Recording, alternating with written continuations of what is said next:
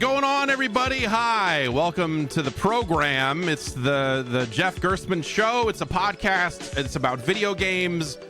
That's what we're doing? Yes, that's a video game. We're talking video games today. Okay. So like Minecraft, right? Yes, like Minecraft. Oh, Minecraft, Bobots. Yeah, Bobots. We're talking about all three video games: Bobots, Minecraft, and Mind's Eye in stores now. Oh, yeah. No, that's the sequel to Minecraft. Yes, I am joined. Fred is here. You may know him as Sebmal. Hey, it's me, Sebmal, from the computer. He's the world's leading Mr. Do streamer. I am unfortunately the Mr. Do.pro. Yeah. You may know him for I don't know, you just spent a month streaming Pokemon games every day. Yeah, man, I sure did, huh? Like, what was that? That was like 10 hours a day for 30. Yeah, I tried to aim for 10 hours a day for 31 days. I did not go the full 10 hours every day, but I did most days. Yeah. And it was a lot of streaming. That was actually like the first time I think I had really seen anything past like Gen 2 in any sort of detail, because I reached a point with it after, let's say, finishing Red and playing halfway through Gold, where I was like, that's enough Pokemon for me forever. And then other people reviewed those games and they just show up and be like, I am no longer the person for this, and maybe I never was. How do you feel after playing? I mean, you played through all of those games when they were new, right? Yeah. So, like, revisiting them, how do you feel that stuff held up? Yeah, it was honestly like really nice going back and just playing through them again, because I'd revisit them every so often, like, oh, I don't have this, and this guy, and I want to transfer him up to a newer game. But I never like fully played through the like main thrust of a Pokemon game twice. Yeah. And it was neat. It was neat going back and just like seeing how it evolved, like remembering like how little was there in Gen 1 and how much of like what would become modern Pokemon they just shoved into Gen 2 all at once, which is crazy. Yeah. And yeah, it was just really neat revisiting those, remembering like where I was when they came out, where they were when they came out, and like how stuff changed and how it is today. It was neat to revisit. It was a lot of streaming, but I'm glad I did it. Yeah. It was definitely like fun to watch you catch those dogs. There's a lot of weird dogs in there. It's a universe full of strange dogs, and it just seems like they got weirder. Like towards the end of the month when you were playing the I guess Gen 5 stuff, like the black and white. I was gonna say not the new stuff, but like newer certainly. Yeah. It was just every single Pokemon that came on screen, I was just like, that's just a fucking guy. Like that's just the thing, a guy. though. That's just a weird guy. That's not even a dog that's what anymore. They did it like. They did that in Gen 1, though. That's the thing. Like, everybody goes like, oh, these newer Pokemon, oh, ice cream cone, garbage bag, what the... Like, Gen 1 had 6 eggs as a Pokemon. That's great. No, I'm not saying... Gen 1 had magnets. Great. Magnets are great. I know. I'm not saying this is, like, to disparage them or anything, but, like, people try to act like this is some new revelation in Pokemon. They've been doing that since the jump. I like a garbage bag or an ice cream cone. For me, it was just, like, something standing on its hind legs, like a Mr. Mime or something, but, like, also... Mr. Mime's been there. Yeah, but it's just there were so many of them that it just struck me. Yeah, they had to make 150 of those guys for that thing. I guess, like, if you have to sit down and come up with, like, all right, we need another 150 dogs. Yeah, we are creating a new Pokedex full of the same amount of guys we had in the first one. Do you think that there's, like, some guy on the team that's just been, like, fighting for a specific type of thing? It's like, no, it's a snail, but there's 3 of them coming out of the snail shell. Don't listen to me. Like every generation pitches the same thing. I think you should listen to that guy. That guy sounds all right. Yeah, I think. But yeah, honestly, like there's been a lot of like leaks of in development Pokemon stuff, and you can see concepts that were there in Gen 1 and cut, then there in Gen 2 and cut, then reintroduced in Gen 4 and cut. So absolutely, that absolutely happened. We were supposed to have a baby Meowth in the first game. And they kept saying, we should put in that baby Meowth, like, for 3 more games after that, and they never did. That sounds terrifying, though. I don't know. He's a little fucking dude. He's a little tiny little guy. He's awesome. I feel like the most of the time I spent, because when Pokemon got big there early on, it was still like, I don't know, it was not like it is today. It was getting large, and that first movie came out, and I remember I saw that first movie like a few days before it came out. And I had been watching the anime, like with Pioneer, or I think it was Pioneer was putting the tapes out here, and I ended up on their mailing list, and so they were just sending me like these 3-episode tapes of Here you Pokemon. go, have these dog tapes. Yeah, exactly. They sent me all their weird dog tapes, and I'm like, I love weird dog tapes, and I ended up watching, like the first probably whatever passes for a season of that anime, and like there was a time there where I felt like, yeah, I'm into Pokemon, and then like Gold came out, and I started playing it, and I was like, I am not actually into. I think it hit me as like there was a before and after period for me when it came to role-playing games on consoles. Yeah, I was about to say, I feel like from what you've said, like RPGs just in general, eventually you hit a no thank you point. Yeah, and I think also like maybe just the Game Boy also, like there just came a time of just like, I am working in this business and I spend a bunch of time playing video games on a bunch of other stuff, and I don't want to hunch over a Game Boy at my desk. That makes sense. And it just, I don't know. I kind of just, I moved on. I feel like a lot of people hit kind of that same inflection point around the time the GBA games came out. Yeah. And I was almost one of them, but then I downloaded it for free because you could just do that for Game Boy Advance from basically day one. Sure, yeah. And I played it and I'm like, oh wait, no, I actually do still really like this game, and I just like went out that day and bought a copy. Nice. Yeah. Yeah. That's that sounds about right. I mean, they're still making these things. And it's still popular, turns out. Yeah, and now it seems like maybe we finally have a console that you can, or a device you can use to play them acceptably. Yeah, it's crazy. You can like play them and it runs at a frame rate at all. Yeah, like you only have to pay $500 for it. Yeah, check out these modern video games. Of course, we're talking about the Nintendo Switch 2. You got one of those things. I do have one of those things. Yeah. It's behind my monitor right there. It feels like everyone got one of those things, and no one, like very few people were left out unless they just gave up and stopped looking. I'm surprised at how many there were out there. Yeah, I also kind of don't know anybody in my circle who wanted one and didn't get one. Yeah, and the number of people that have just like anecdotally like walked into stores and just been like, oh, they got some. And I saw pictures of just like Walmart shelves full of them. Yeah, it's really crazy. That's been so. I did what NPR. I did an NPR interview over the weekend that ran over the weekend, and I was in Fortune magazine, and then I have something coming up with the Canadian Broadcasting Corporation. I think here the Jeff Gerstmann World Tour. Yes, and everyone's kind of asking these same questions about the Switch 2 in terms of, like, hey, is it hard to get? Is it out there? Like, is it the future of video games? And it's been very weird to do that stuff again in a mainstream way. Like, and it feels very different this time than it did when the Switch 1 was coming out. Some people are asking about like, oh, well, what's are the Steam Deck, like, is the Steam Deck going to be the thing next, or how is that eating? Like, the answer is like, of course not. Like, not today. No, yeah, But we'll get into Microsoft stuff, I think, in a bit here. But yeah, so how are you feeling about the Switch 2 so far, and the Mario Kart, and playing these Pokemon games on a proper platform? It's weird because right now I'm kind of mostly using it for what I would have wanted a theoretical Switch Pro for. It's like, oh, it runs these games as long as they're not like capped, it runs them pretty good, it turns out. And then sometimes they put out a patch for ones that are capped, and they should do that more. Yeah. But I'm mostly just kind of using it as like a beefed up Switch, because I do use my Switch a fair amount, like not as much like outside the house as I used to before the pandemic, but I don't really have a commute like that anymore. But yeah, I think like I use my Switch like way more than my PS5, so I actually have like a pretty good need for Switch, but it run better. Yeah, I have a lot of games on that thing. It was a weird sensation of like going through the kind of launch games and then now living with it for a little bit. That feeling sunk in of just like, oh, this is the thing they were talking about years ago when they said they're going to make a Switch Pro.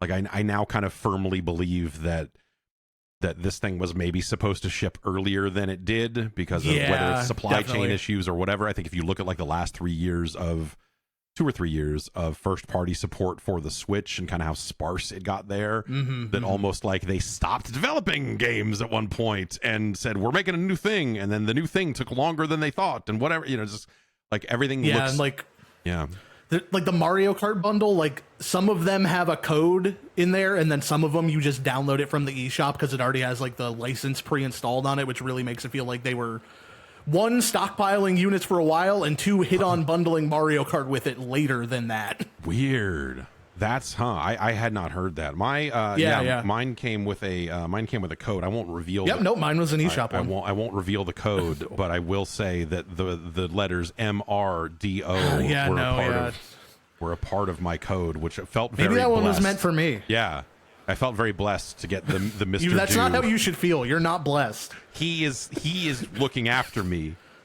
He is up, and by he I mean Mr. Dew is watching and making sure that I am protected. Man, I just realized the shirt you were wearing. I did not even look until just fucking now. God damn it. So why do you stream so much Mr. Dew? How did this happen? They make me. It's your fault. You did this to me. I know, like, I know that part of it, but I don't remember anymore how we got to this stage of Mr. Dewness. A billion years ago, I was streaming random arcade video games on Twitch, and you showed up and you yelled at me for not playing Mr. Dew's Castle right.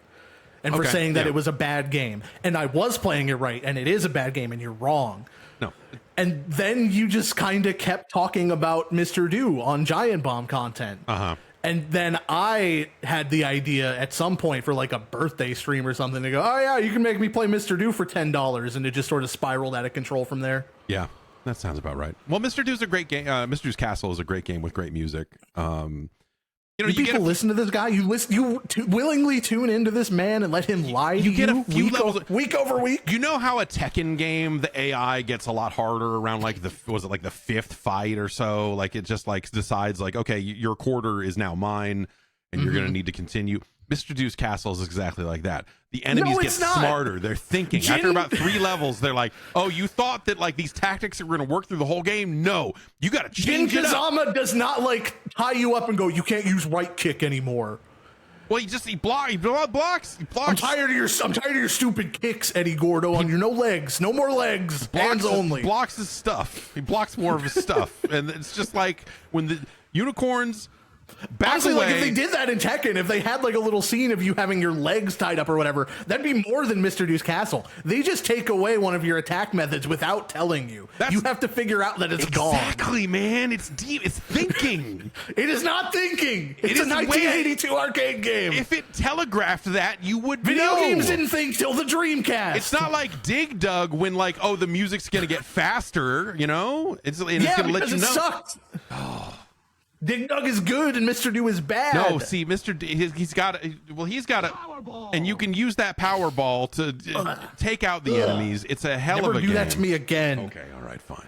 God, Mr. Dew's Castle. That's the worst one. I ranked them all. I played them all for 24 hours. I ranked them. That's the worst variant. You cannot sit here and tell me that Mr. Dew's Castle is a worse game than Do Run Run. It is, because Do Run Run's biggest crime is that it's just kind of boring. That is the most competent Mr. Dew game they made from a technical and artistic standpoint. The problem is the gameplay loop they settled on was really boring. And Mr. Dew's Wild Ride, also a terrible game. Mr. Dew's Wild Ride is terrible. It is not Mr. Dew's Castle terrible. Okay. All right. We're just going to have to agree to disagree. Sadly, I don't think that Hamster has put together an Arcade Archives Mr. Dew yet for Switch 2. I'm real bummed about that. Yeah, but settle on this Ridge Racer crap. I don't know. Yeah, not even a clown in that. No, there are 0 clowns in Ridge Racer, and I feel like a bit of a clown for giving them $17 or whatever it was for it. I wanted to get that, but then I saw it was $17 and went, no, thank you. You know, it's cool because absolutely not. Yeah, it's the arcade version of Ridge Racer, and that doesn't get released, and you know that doesn't get released a lot of times. It's usually the PlayStation version. But man, playing it was a good realization of just like, there was kind of more unlockable stuff in the PlayStation version, and it was more of a home video game. Yeah, and so also it doesn't feel like they did great work at translating the steering wheel control to analog stick. It feels like you loaded up MAME, configured nothing, and went like, man, this steers like garbage. Like, what the hell? Yeah.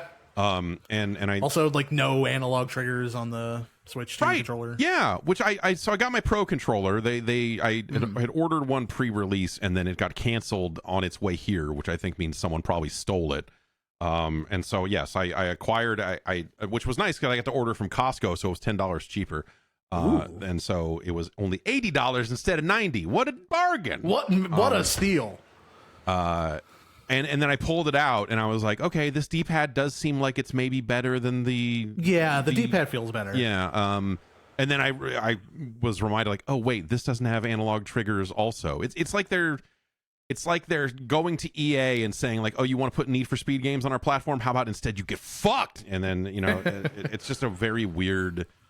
Very weird choice on their part. I feel like for the games I end up playing, I don't like super miss the analog triggers, but there's definitely like cases where you would want those. They should be there. Yeah, it seems strange for them to. Well, I think for them to have like back paddle buttons on that thing. Yeah, and that's good. They could have done analog triggers and trigger locks the way that controllers that have back paddles often do. Like they could have solved that problem. There's like a quote from one of the designers of the system saying like, oh yeah, there's a lot of positives and negatives, and we thought it would be, because it's more instant if you don't have analog, which is like, that's true, but I don't know. It's just, there's ways around that. Yeah, it's sort of a strange, it just feels like a little bit of a strange choice, but but Mario Kart, Nintendo and strange choices. I know, right? Yeah, Mario Kart is not a game that would use those analog triggers anyway because they're just locked in on this face button thing. Like it's Grand Theft Auto 3, or I guess Super Mario Kart for the SNES or whatever. Mario Kart being kind of like the one kind of big new thing, is not sitting well with me. But I'm well known. You're a known Mario Kart hater. Yeah. And I was hoping for it to be not just Mario Kart, and too much of it is Mario. Like I was playing through it and I was like in Grand Prix mode and I'm like, I don't want to do 4 of these. I don't want to do 4 races. What? Like if I could just do 1 and then that would count as progress and I could put it away for later, then maybe I would eventually get through it. But like, I don't want to do 4 freaking races in a row. It's Mario Kart. Yeah. So I'm the opposite of you. I wanted it to be more Mario Kart. So like, people seem generally like pretty happy with it, other than like, I think people with kids are finding that they are extremely disappointed that you cannot do open world roaming split screen. Yeah. That has been the thing I've heard numerous times from people. But yeah, it seems like it's a Mario Kart game. It's neat. I am generally not like an open world racing game fan. So I was a little bit worried initially, and I think some of those worries came to pass, but for the most part, it's Mario Kart. Yeah, have you seen any of the kind of wild the runs people are making through these levels of just like rail grind to wall jump to this to that? That stuff I really like. Yeah. Like the trick system, like the grinding and the jumping and the wall riding, that stuff's really cool. Yeah, that's stuff that I feel like I want to at least like spend a little bit of time with and see if I can get better at it. But but it's really cool, but also like kind of not really practical for an actual race. One of my fears was like, oh, they got like 28, 26, whatever people on this course. This is going to be like a ton of fucking items hitting you. And It's got the Mario Kart Wii problem where they increase the player count and therefore increase the amount of shells aimed directly at your head. Sure. Yeah. And they kind of don't mitigate you falling behind because like they'll give you better items, but a lot of the time it's like, oh, golden mushroom. And then also the 7 other people that are at the back of the pack also have a golden mushroom, so you're not really making a ton of headway. Yeah. Huh. It's not like a nightmare or anything, but it's noticeable. It's noticeable how much the items affect stuff. Yeah. And the changes to Grand Prix mode, right. That's the other thing I was worried about, like, because the way they do it in this one, if you don't know, is they start you off on a course, you do 3 laps around that, then for the 3 races after that, you get a sprint course to the next course, and then you go around it. Yeah. And I'm mostly happy with that. I like that on paper. The problem is you do 1 lap of the course, and it really feels like you're spending like most of the time just driving to the course, and then you don't get to race the course, basically. I barely know any of the courses because you spend so little time in them. See, I think for me that's a benefit because, as someone who feels like this just is taking fucking forever, Yeah, no, I want it to take longer. Yeah. I don't get enough time on the racetrack. I'm just like, yeah, man, let's do this. Okay, great. Race 3's over. Great. Let's go to race 4. Yeah, even just one more lap, I would be totally fine with it. I think it's just one lap is not enough to like feel like you're racing around the track at all. Like, oh, I'm here and I'm gone. Yeah. Let me tell you, this is something I heard over the weekend that I'll say that this isn't something I've necessarily like verified or whatever, but I want to bounce this off of you and see how it hits you. I have heard that Nintendo does not consider this game to be Mario Kart 9. Okay. What? That's about the reaction that I had. I was like, what? Okay. Like, okay. Weird. Like, it is. Yeah. I mean, it's a full on Mario Kart game. It's not like it is the sequel to Mario Kart 8. It's not like some weird side thing they're doing. Yeah. Yeah. It doesn't feel like enough of a side game for that. I mean, the Knockout Tour is like a Need for Speed mode put into Mario Kart. So like, as you know, I sort of view it as more of an outrun mode because like Need for Speed's knockout races, like you're going in a lap, like you're driving around the same 2 city blocks like 3 times. Yeah, it's more like an outrun thing, and I kind of like it for that. Sure. Yeah, I do. I think I like that idea better of just like take a straight shot through this thing, and instead of I prefer point to point racing over lap based courses just in a general sense. And so I think I'm the same. It's just with the way Grand Prix are and how little you drive around a circuit, it doesn't feel like that different. It just feels like they break this out into stages and they don't in Knockout Tour. Right. Yeah. Yeah. That makes a ton of sense. And yeah, like having that be the main. I think for me, I was just hoping not necessarily for like a bunch of open world racing type of things. For me, it was more like, hey, what if this is also a platformer? You're just in a car. And I think like it is kind of that with the open world stuff. Enough. Like it is a little spread out, but I do like it for overall. I think it's pretty chill to just like drive around. Oh, there's a switch, and here's a weird little Mario obstacle course. Yeah, like I think they could have built that into the world more directly, but I do like the Pete Switch stuff. Yeah, I think if there was just either they just did a lot more of it or just had an additional variety. So I wonder like over the course of the next couple of years here if they do end up filling that out with more. Yeah, I think this is a game that could be really like. I don't think it's like, oh, this is dire. It really needs an update bad. I think it's a game that could be like really improved with updates. Yeah, I mean, I'm definitely not coming at it from like, oh, this is a dire video game. I'm coming at it from just like, I just don't like Mario Kart. At the end of the day, it's just like, if you don't like Mario Kart, it is in fact Mario Kart. It turns out they made a Mario Kart game. They did make Mario's Kart. That's not quite the only thing they shipped though. Of course, you know, the Piste de Resistance, the old Welcome Tour. I've played about halfway through it. I think you played way more than that. Finished it. I got to the last area and they said congratulations to me and did not roll credits. So I guess that's the end. Huh. All right. Don't buy Welcome Tour. Don't do it. They should not be charging money for this. Even if they weren't charging money for it, it still wouldn't be good. The fact that they are should be like a crime. They should go to jail for charging any amount of money for that thing. Yeah, I had a conversation with someone. Anyway, it seemed like that there was definitely like a sentiment of like, yeah, what the fuck are we doing charging for this thing? What's going on here? Why are okay, all right.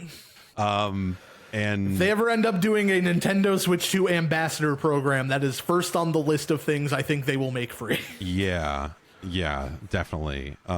It's not bad. Like, I don't know, as a thing of like, hey, look at what these controllers can do in the HD Rumble, and you know, it serves a more direct purpose. Like, it's sort of like the idea of it is good, I think. Yeah, I'm like that thing's direct target audience. I am a sucker for like new technology and tech demos of new technology. Yeah. Ask me about how I bought the PlayStation 2 iToy and Nintendo e-reader on launch day.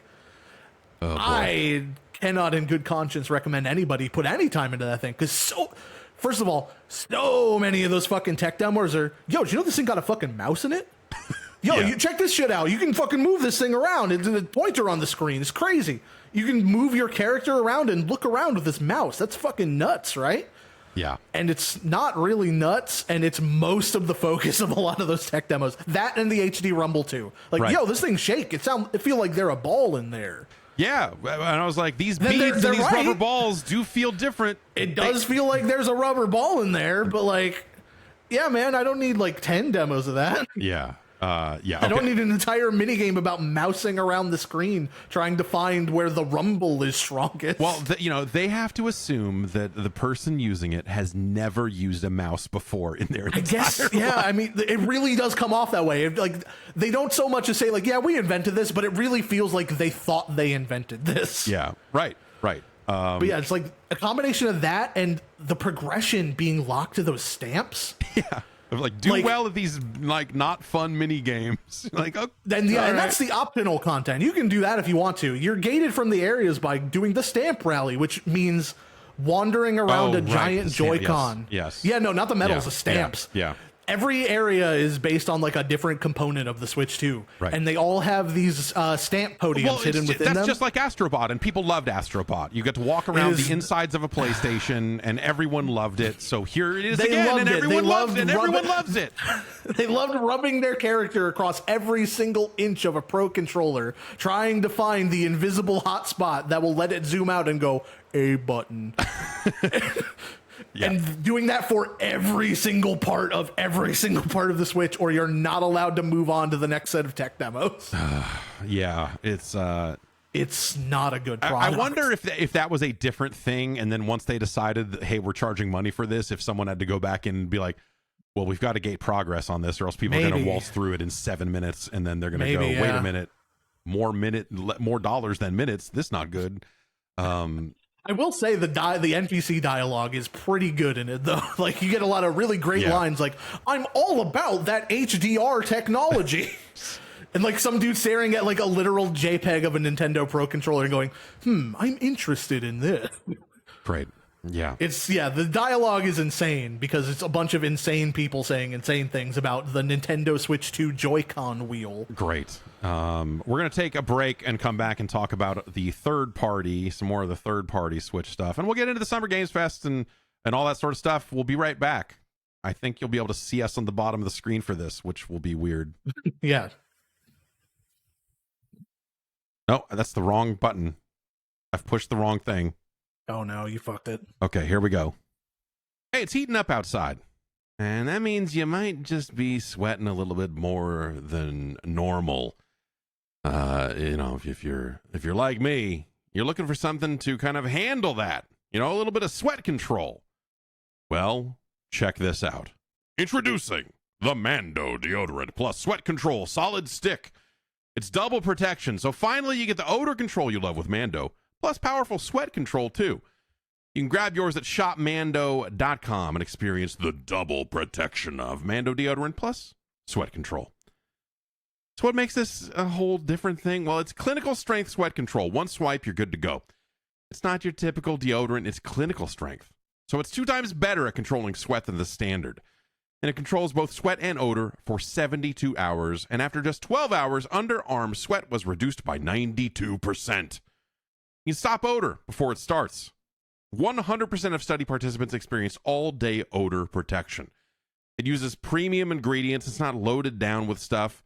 It's got gentle mandelic acid to keep you fresh and dry. And that helps to tackle both odor and sweat.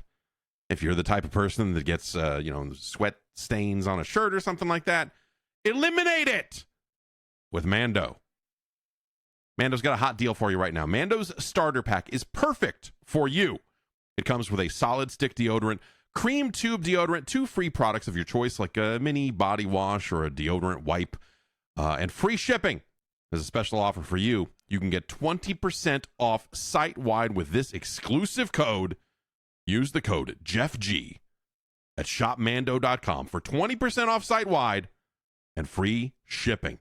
shopmando.com. Shopmando.com. Support the show. Let them know we sent you. Mando's got you covered with deodorant plus sweat control. Say goodbye to sweat stains and hello to long-lasting freshness. Check it out one more time.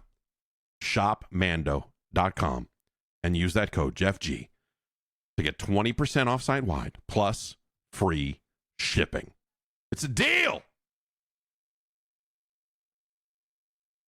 And we're back. Hello.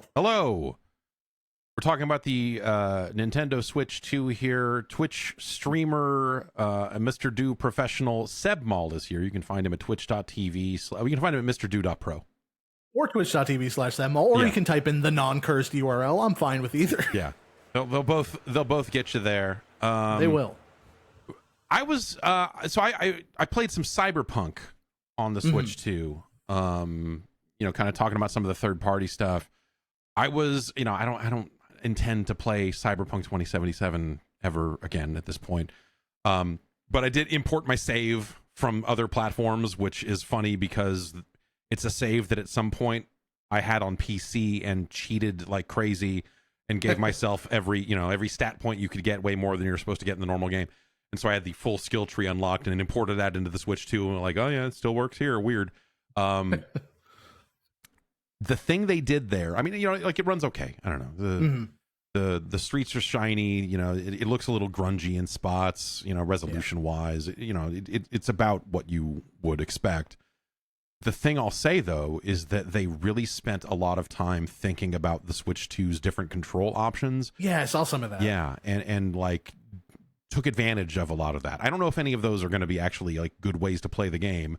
But they've got mouse control in there, so you can use the left Joy-Con and put the right mouse down. It's weird because you still use all the buttons on that right Joy-Con, except for the right stick. You still click in the right stick for things, but it just basically turns off the right stick analog movement and replaces that with a mouse, which, the fidelity is technically better. But it is weird to be hitting all the face buttons and all this other stuff on that while it's still a mouse. Yeah, I'm just like imagining my mouse with like one clicking button and then everything else on the side. I mean, I guess if like you're one of those weirdos that has like an MMO mouse with like 40 buttons on it or something, maybe you'd be like, this is sick, but but I found it a little weird. But like they did motion controls. Like it has, like dual Joy-Con, like it's a Wii game, or like it's like they sat down and said, what if this game was out on the Wii, and then did it. And I'm like really impressed that it has a tutorial and everything. Like it was Mortal Kombat on the Wii or something. They needed Ed Boon doing fatality motions in the trailer they put out for that. And then also it's stuff like you can do dual touch on the touch screen and zoom in on the map and stuff like that, which I thought was like cool. I mean, if nothing else, it's cool to see like a developer like thinking about the Switch 2 and not just I feel like I would have expected the mouse stuff, but all that other stuff being there pretty cool too. Yeah. And I that at least was impressive. And then Street Fighter 6 is out. Have you played much of that on Switch? I touched a little bit of that. Yeah. It's surprisingly good, with the notable exception of World Tour fights being locked 30. Right. Yes. And that was something, because that's an option I think you can turn on. Yeah, you can turn that on in the PC version. Yeah, so I think when I was playing it on it's full. That makes sense. I think on a Steam Deck I had to turn that on when I was playing it there. Okay. And so that's not ideal, but it feels like the game is fine. Like when you're in an actual like regular ass just one-on-one Street Fighter fight with the actual characters, it surprisingly like holds up. It runs good, it feels responsive, it looks fine. I mean, you look at Luke and you go, they got the important part there. That's Luke. That's Luke. You can't. And then you look at your Luke amiibo and you go, that's also Luke. Hell yeah. Oh, you took it out of the box. Oh, you ruined the collector's value on Luke. It's funny. I like my son grabbed it in the box and said, can we open this? And I said, maybe tomorrow. And then the very next day, first thing in the morning, he ran at me with the box and said, can we open this? Yeah. And I was just like, yeah, buddy. All right. Kid knows what he likes. Yeah, let's and he likes Luke. Yeah. Yes, he loves Luke. Both of the kids that talk know who Mr. Do is. It's really quite disgusting what's going on over there. It's a really crazy thing that's happened over here. I guess you got to balance it out. Like you show him Mr. Do, but then you you show him something good. You show him Luke. Exactly. Yeah. Everyone loves all Luke. Things in moderation. And my wife came in while we were opening up Luke, and she was like, "What are you doing? Why are you opening it?" I was like, "Well, we got to play with Luke." He's like, whatever. All right. You do got to play with Luke. Yeah.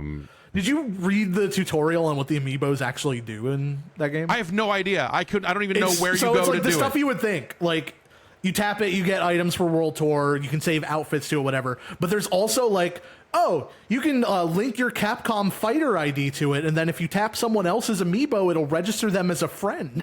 So you can take like your little Luke statue with you to tournaments and go, oh, you want to be my Capcom Fighter friend? And you tap your Luke amiibo on the Switch to be friends with people. It's like, oh, don't worry. If you're offline, it'll register and we'll register you as soon as you get back online. Okay. I mean, like, look, that's stupid. But it's stupid, but I love it. But the whole thing is stupid. So why not? Like, take full advantage of this awful thing. I've never around my little Luke with me. Oh, boop, you're my friend now. I've never done anything with an amiibo that felt like it was anything other than stupid. Even in games where it's like Zelda, where they're just like, we're gonna give you free items. It's like, well, that's stupid. You're scamming. Like, what? Okay, I'm buying all these so I get free items. I have never purchased an amiibo for the in-game functionality. I just like little statues of the video game guys I like. Yeah, I got like Luke. I have a Luke. The only other one I have out. Luke. Yeah, the only other one I have out is Rob the Robot. That's also a good one. Yeah, because Nintendo was sending them for a long time, and so I ended up with a lot of amiibo. I would have bought Luke, but I'm not paying $40 fucking for an amiibo, man. It was the sickness of waiting in line to get it. It was like the sickness of like standing there for 45 minutes or whatever. Waiting for the Best Buy to. No, I get it. Like you see it there, and you're like, oh, I could have that Luke amiibo. Yeah, and I got up there, and they didn't have Street Fighter. It was a case where like I knew that I was going to have to buy Street Fighter, even though Capcom said, hey, we're going to send you Street Fighter, because like I knew that they would not send it in a timely fashion, because that's just how these launches always work out. But yeah, a $40 amiibo is I mean, I feel like paying any. It's an NFC tag. They launched it like $14. The whole thing was they were affordable. They're little tiny statues, and they're not the highest quality. No, but they're like $14. Right. So if you want like a little statue of Mr. Game & Watch, you can have that. Yeah.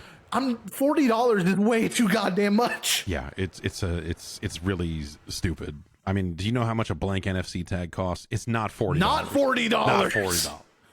But now I have a Luke amiibo, and I am jealous of you. Yeah, no, that's get used to it, because this Luke amiibo is gonna be with me for the rest of my days, man. Hell yeah. Gonna be 80 going, you want to be my Street Fighter 6 friend? Street Fighter 6 friends. Add me on Capcom Fighters Network. And I'm just like, I'm tapping it against a broken parking meter and going, why is it not working? This is naturally how you sound when you're 80. I practically sound that way now. That's kind of it for Switch 2. It's hard, man. I feel really, as someone who was not actively playing any Switch 1 games and doesn't really have too much of an interest in going back to much of anything, it was like a thing that I was like, okay, I'm going to disconnect this OLED Switch. I'm going to hook this Switch 2 up in its place. It's behind my TV so that the kids can't screw with it. And I forgot it happened. By the time I got home from all the Summer Game Fest stuff, I sat down, I was like, oh, right. That thing came out. Jeez. Yeah. I think if you're not an active Switch 1 user that has a big library of games they would like to play at better frame rates and or resolutions, or the world's largest Mario Kart fan, there's not really like a lot here for you. And there will be. I'm not. There will be eventually. Donkey Kong's next month. Yeah. I am very much looking forward to that Donkey Kong game. I am too. Now. I had a couple of conversations over the weekend with people who had played Donkey Kong, which is funny because I remember people being pretty positive on it. But then I had a couple of conversations with people going like, yo, this game is fucking terrible. I was like, really? Oh, really? What the hell? Really? So now I'm really interested to see, who is right. But like, I don't know, as like a tech demo of like dig through this stuff and freeform break all these bricks and or break all the boulders and dig around, like that sounds interesting to me.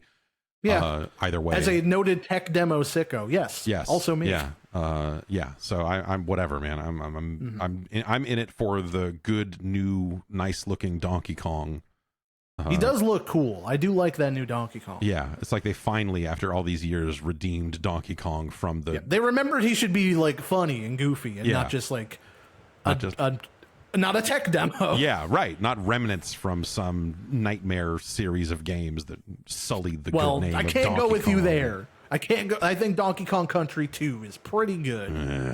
I don't know, man. I don't know.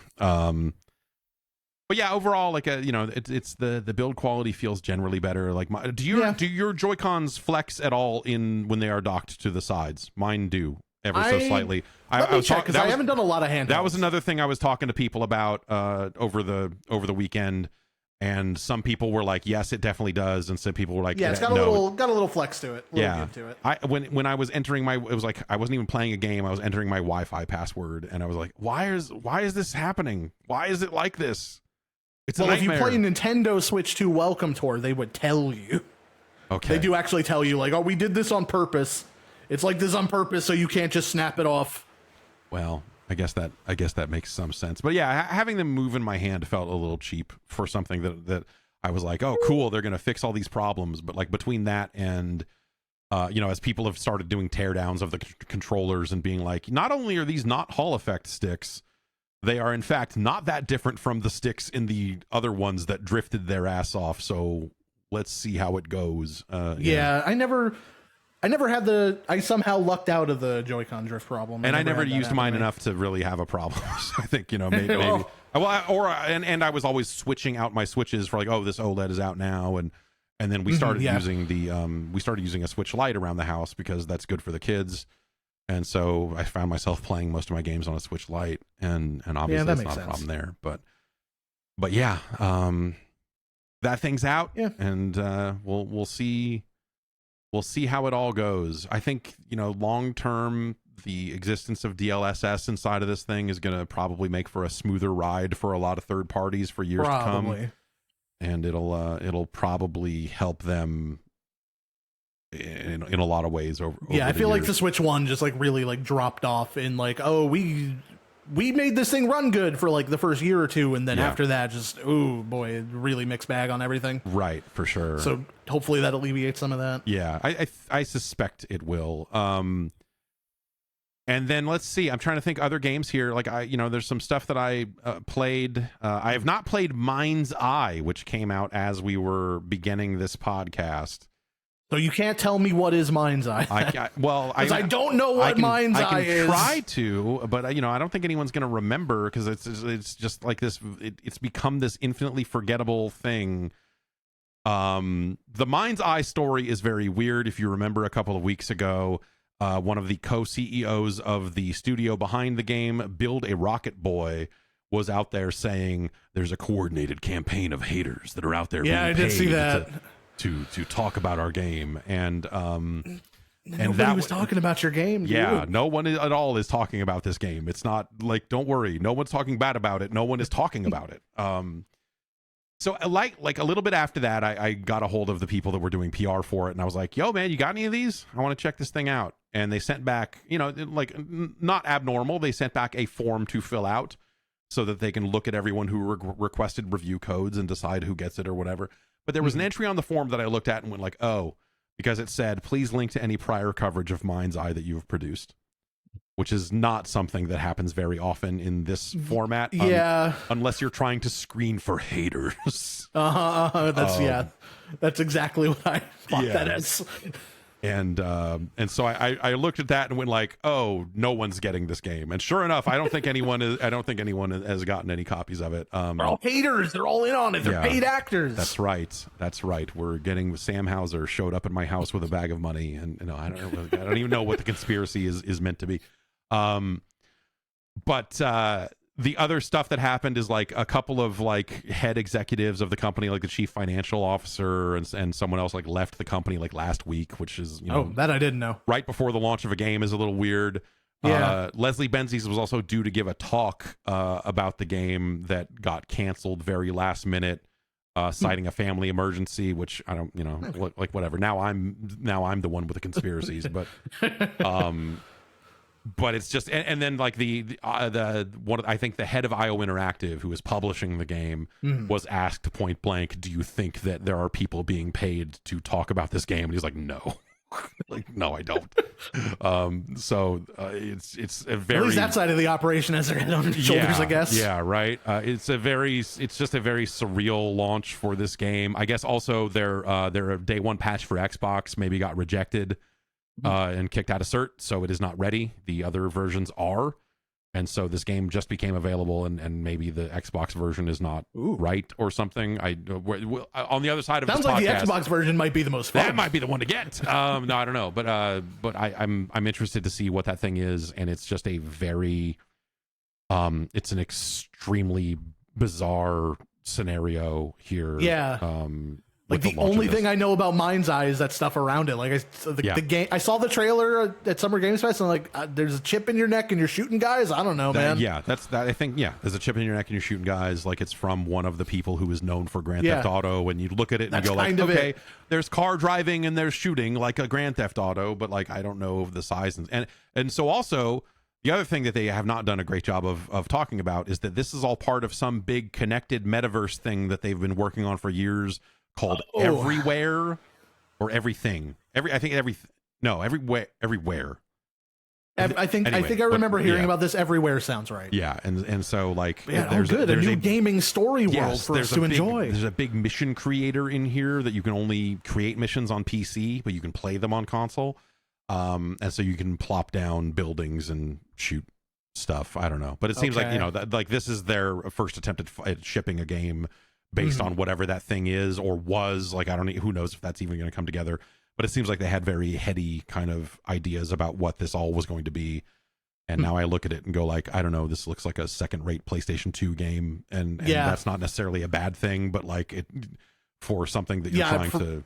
Yeah. From what I've seen, I did not get any of that like ambition out of it. So yeah, it's a very strange thing. It's like very weird. Yeah, you could tell me that like the makers of Death by Degrees made it, and I'd be like, okay, yeah, Jesus Christ, that makes some sense. I mean, there's not enough edible rats for that. Yeah, that's true. I haven't seen a single edible rat in those trailers. Well, I'm hoping that with the mission creator, I can make missions where it's maybe all you can, edible rats. Okay. So that sounds pretty good. Yeah, so I'll get to work on that as soon as I can download the game and try it. The demo for Tony Hawk's Pro Skater 3+4 has hit. That is for pre-order people, so it's not readily available, but it is the first levels of both Tony Hawk 3 and 4 are in there in kind of a session mode. So none of the goals are there, but you can just skate around and get a feel for it.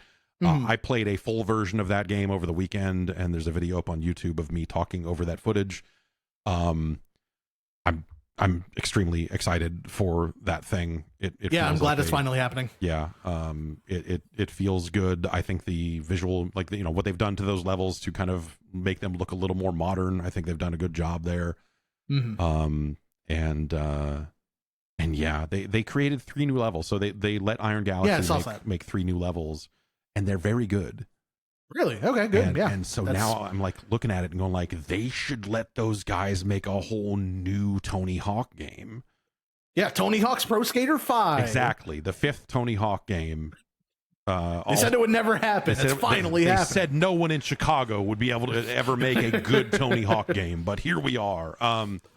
Yeah, it feels pretty good. I think the changes they made to 4, people that are like extremely pious and faithful to the structure of Tony Hawk 4 will probably be a little let down by the changes there, but I think it's still like those goals are there. You still do the goals. The levels are still the levels. Like, that stuff doesn't feel bad by any means. So yeah, I was never like the biggest fan of Tony Hawk 4 and on structure. So hearing that it's more like 3 is a big selling point for me, actually. Yeah, it works out. The only catch is that, like, because they put so many goals onto those levels, like the idea of a 2-minute timer is kind of strange. So you're just like, well, there's no way I'm going to be able to do any of this stuff or half of this stuff in one run.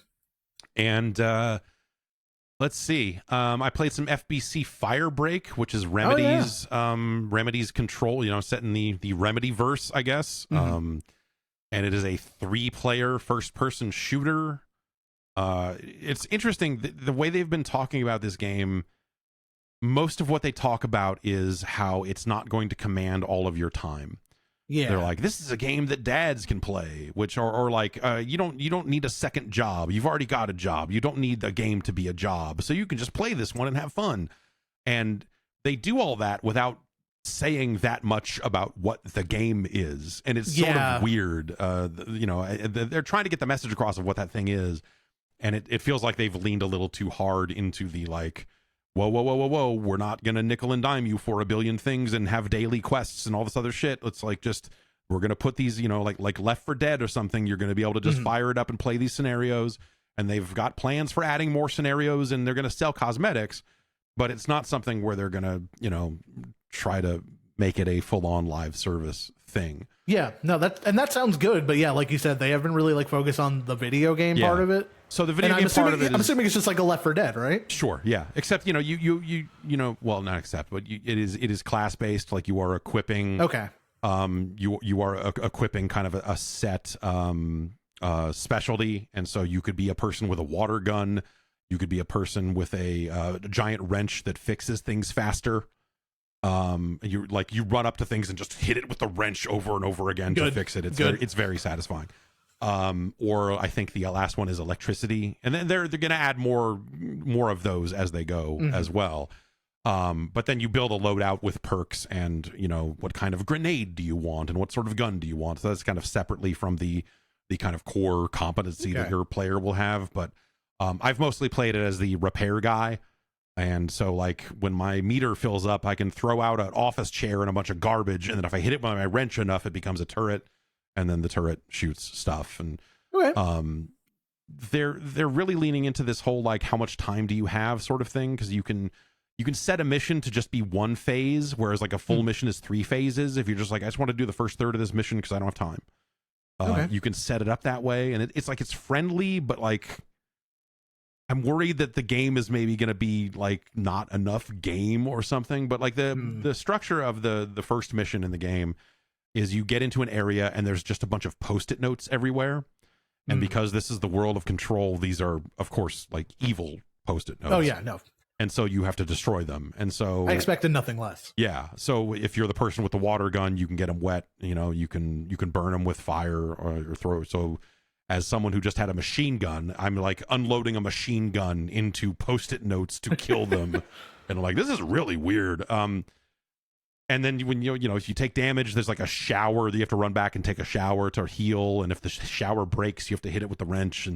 And so you kind of get through that phase. You open a door, move to phase 2. You eventually get to boss fights and things like that. It's satisfying. I think the gunplay is pretty good, and you're fighting against the Hiss, which is the kind of the main enemies from Control, and it seems pretty satisfying. I'm curious to see kind of how well it does. Playing a build with everything unlocked, you kind of just, it's hard sometimes to get a sense for like, is this a thing I'm going to want to sink enough hours into to actually get to this end game point with all this gear and whatever else. Yeah. I think like the core of it seems cool, so I'm hopeful for it. Yeah, no, that sounds all right. Yeah. Finally a chance to hit a shower with a wrench in a video game instead of real life. Yeah, exactly. And all these Post-it notes have to be taken care of. Like there are dudes made of Post-it notes coming at you. Good. That's what I was imagining. I was imagining like some Gunstar Heroes ass. Yeah. Bravo man looking man made out of Post-it notes. It basically does do that. If you get hit with enough of them, you will die and turn into one of those. I think, and you can you'll get Post-it notes on your visor, and so you have to run back and take a shower or get shot with water. Surprisingly more shower centric than I was thinking. You can pack all 3 characters into that shower. It's got limited water, so it actually behooves you to share shower time. I knew it was called Fire Break. You didn't tell me it was hot. It's very hot. It's very hot. Okay. And come I don't with know. me into the shower. Yeah, we're gonna take a shower. We're all dirty. We got dirty. Clean. These Post-it notes. We're all filthy with Post-it notes. God, it's so sticky. These Post-it notes. That's out really soon. That's out in like 9 days or like wow. It's out next week. Cool. So yeah, I'm looking forward to kind of playing more of that. And then on the home front, I played some Dune Awakening, but not enough to really talk about. I just wanted to register a character named Dune Man Keefzilla. Good. I was about to say, is Dune Man Keefzilla there? Did you meet him? Not yet. I don't know what I don't know, but they would not let me spell Keef Kief. It was an invalid. I had to spell it Keef, and like for the longest time, I kept trying to change the spelling of Dune because I'm like, well, they're clearly not going to allow the word Dune in a character name because I'm going to say like I'm Dune Admin 420. Give me your password, or whatever. But Yeah, so I you'd kept think. like, I was like, well, I'm going to do Doon. No, they thought of that one too. And then it turned out they just didn't like the way, they didn't want me spelling Keef with an I. So it's Keef, Zilla. Can't do anything. I know. Can't have anything anymore. I know. But I had to, in the early parts of that game, you are crafting bandages for yourself. Ooh. You are drinking water from plants because it's a desert and that's bad. You're staying in the shadows so that you don't get like heat stroke, which is kind of an interesting mechanic for all of this stuff. But I am still very early in the tutorial. I'll probably play some more of it, when I get some time. But I just kind of fired it up yesterday for a few minutes so that I could get my character name before it was yeah, taken. you need to be the Dune Man Keefzilla. I am the Dune Man. Not Keefzilla. Dune Man Keefzilla 69. That won't do. Fuck no, absolutely not. So I will say it looks nice, and also it's the second game I've run into lately that demanded I go to NVIDIA's website and download a hotfix driver. Because they're like, hey, yeah, the current drivers that are out are fucked, and they haven't put out new drivers yet, so you got to go download them. Like, it was weird to have just a link to the NVIDIA website built into a game's launcher, but that's where we're at. Yeah, that's. I also got hit with NVIDIA drivers being weird because I built this new PC, which means I have a new video card, and OBS just decided to forget what encoders are for a while. Yeah, so I recently swapped out I recently swapped to a 5090, and it has wreaked havoc on a lot. Like, OBS has been fine, but like there was a 4 or 5 day period there where like OBS was just like crashing during encodes and just like weird stuff. Like any kind of like and I don't really do a ton of this, so this is anecdotal, but like people trying to do any kind of vocal stem separation or model loadings, like apparently all that stuff is fucked too.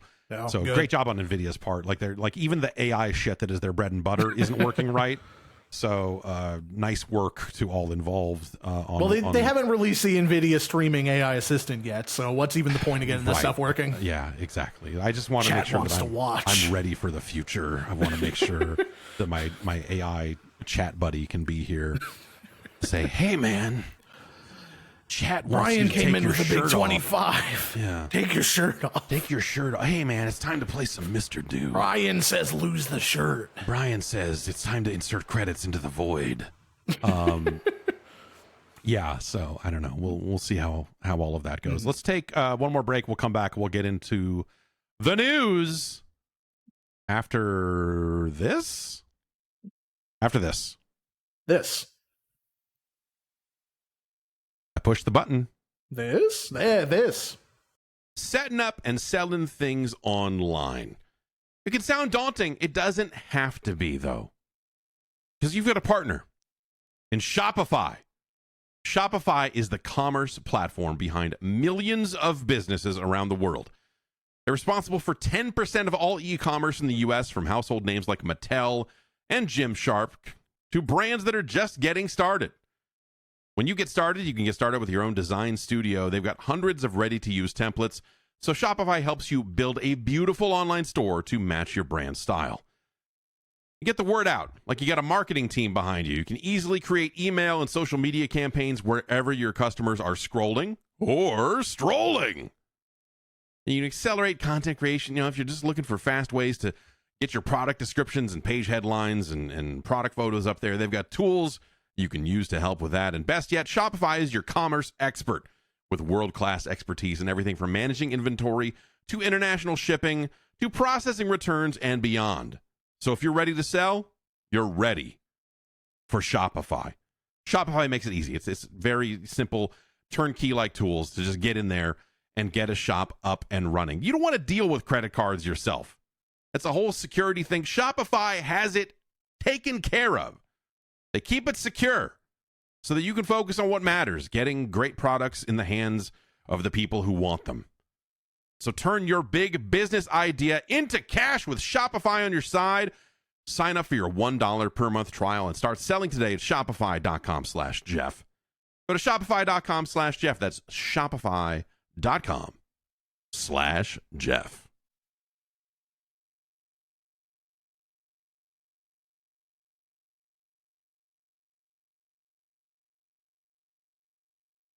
And we're back. We're back. Yes.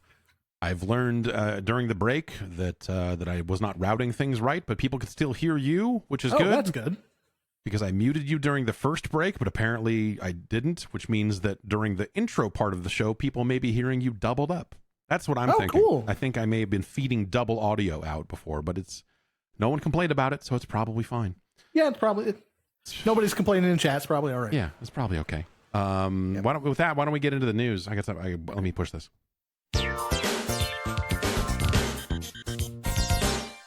They're going to make a new Splatoon game. So I've heard. They announced a new Splatoon game on the Nintendo mobile app today. The Nintendo Today mobile app today. It's called Nintendo Today. It's a mobile app, and today they announced it today. They did announce it today on the Nintendo Today mobile app. Yes. And it appears to be called Splatoon Raiders. Mm-hmm. According to VideoGamesChronicle.com, who still has the Nintendo Today mobile app installed. Good on them. In the role of a mechanic, players will go on an adventure in the mysterious Spiralt Islands alongside the Splat-tacular Deep Cut Trio. They've also this also came alongside them saying that there will be a Switch 2 patch for Splatoon 3 that will smooth out the visuals. And they are also adding a bunch of new weapons and weapon kits. Yeah, them adding more stuff to Splatoon 3 is like honestly the weirdest part of that for me, because they already had like their big like end of game update events. So the fact that we got like 30 more weapons in here. That's weird. Yeah, I guess like it's that's probably better than, cause it feels like they kind of rushed through Splatoon 2 and 3 a little bit. 2 not so much, but I definitely felt that with 3. Yeah. And so like them doing this instead of like, I was expecting them to just say, here's Splatoon 4. Yeah. And say like, Splatoon 3, that baby game for idiots and stupid people like that. No, here's Splatoon. But acknowledging that, hey, this game actually could run better on the Switch 2, and we're gonna just add more stuff to that. Yeah. Seems like kind of a cool way. Yeah, no, that's good. It. I just was not expecting that. Now you're a Splatoon man. I am a Splatoon man. Come together with your hands. Now, how do you feel about a Splatoon side game?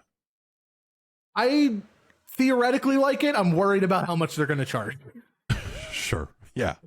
Like I like the Splatoon single player stuff. I think, especially since the Splatoon 2 DLC, they've been getting bigger and crazier with it. Yeah. So them breaking out that into its own game could be pretty cool. Yeah. And also, like, Splatoon 3 weirdly didn't focus on Deep Cut very much, despite them being, like, the main, like, trio, the people on the news. Right. It was more, like, focused on the Splatoon 1 and 2 characters, so it's nice to see them get their due, too. Yeah. Yeah. I'm always up for more big man. And I kind of came away from Splatoon 3, I reached a point with it where I think I really liked Splatoon 1. And then after that, it just, there were like this feeling of diminishing returns hit for me, and I never got the feeling again that Splatoon 1 gave me. Not to say they're not better games, but I just, it was just like, maybe I don't need as many games of this as they have released. I was kind of like that with Splatoon 3. I kind of fell off Splatoon 3, but even up through the end of Splatoon 2, I was checking in like every Splatfest. Yeah. At the very least, and just getting max rank on that. But yeah. 3, I kind of fell off about like a year into, like maybe even 6 months into it. Yeah. They made a lot of weird changes to 3 that I wasn't super jazzed on. I'm trying to remember what it was, because I remember, because I fell off of Splatoon 2 so quickly, I think Splatoon 3, I was like, oh well, now I'm gonna be back in it. This is where it's gonna happen for me. And I think I just fell off just as fast. I was like, this is nice, but I don't want to do this. Just like a lot of the stuff, like the catalog, like them putting in like daily login bonuses, and here's a season of stuff, and you got to log in to get the stuff. You got to play to get the stuff. Yeah. It's no FBC Firebreak. That's what I'm saying. No, I want a 1-session Splatoon. Where's the post-it note, man? Yeah. I mean, you could paint the post-its. That would work. Yeah, paint is liquid. That's wet. That would ruin the post-it notes. Paint is liquid. That's true. Many are saying this. Yeah. So that Splatoon 3 update is due this week. It's going to be out on the 12th, so that's Thursday. And I guess I'm gonna download Splatoon 3 and see what's up. I will check out the lobbies running at 60 frames per second. Yeah. But yeah, the brief tease for Splatoon Raiders did not have a ton of information here. Yeah. But it's nice to see. Again, I'm excited that they're not just rolling right into Splatoon 4 and just doing kind of another one of those. I think people have really fallen in love with that world and those characters and all that stuff, and having a game that might focus on that a little bit more, I think, is a smart move. Yeah, exactly. So, yeah. And then, also over the last week, it has been nonstop conferences and live streams and announcements for, your kind of like your vague E3 replacement week. PlayStation went first. It's kind of a toss up as to what the biggest thing they announced there is, as far as I'm concerned, because it's either Luminous Arise or Marvel Tokon Fighting Souls. You're a fighting game aficionado of sorts. How are you feeling about the ideas of ArcSys stepping into this role to make a Marvel tag game? It's weird. Yeah. I was never really into Marvel versus Capcom for the Marvel part as a thing. Mm-hmm. Sure. Like I was firmly on the Capcom side of that camp, and I think Capcom did good work with those characters and made them very cool and gave them a lot of iconic things that I think are neat. But like, I was never coming to Marvel for the Marvel part, really. So I think ArcSys could do a good job. They've done a good job before, but they've also done less good jobs. So I'm less like, oh yeah, absolutely.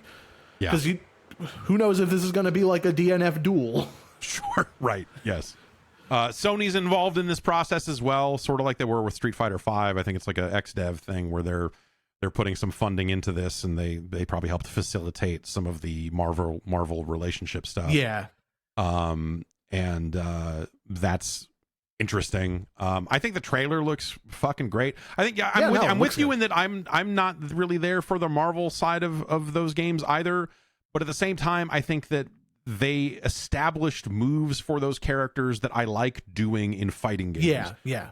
And so I kind of inherently now believe that Captain America is just going to be a good character in a fighting game because he's just got moves that lend themselves well to that. I want ArcSys to carve out their own style for that and not just go like, oh, well, he's got a shoulder charge and he can throw his thing and, he does a dragon, but like also he should do most of those things. Yeah. I think ArcSys should carve out their own like path for it, but also, he should have the charging star. Yeah. It's Captain America. It's weird Captain if he doesn't have the charging star. Yeah, that's what he does. That's just what he says. Thumbs up, soldier. He does charging star. He goes thumbs up, soldier. That's Captain America. Yeah. I want maximum spider. Okay, actually, what I want, and I think is what they might be doing, or at the very least alluding to. Yeah. I want 70s tokusatsu Japanese Spider-Man. Yes.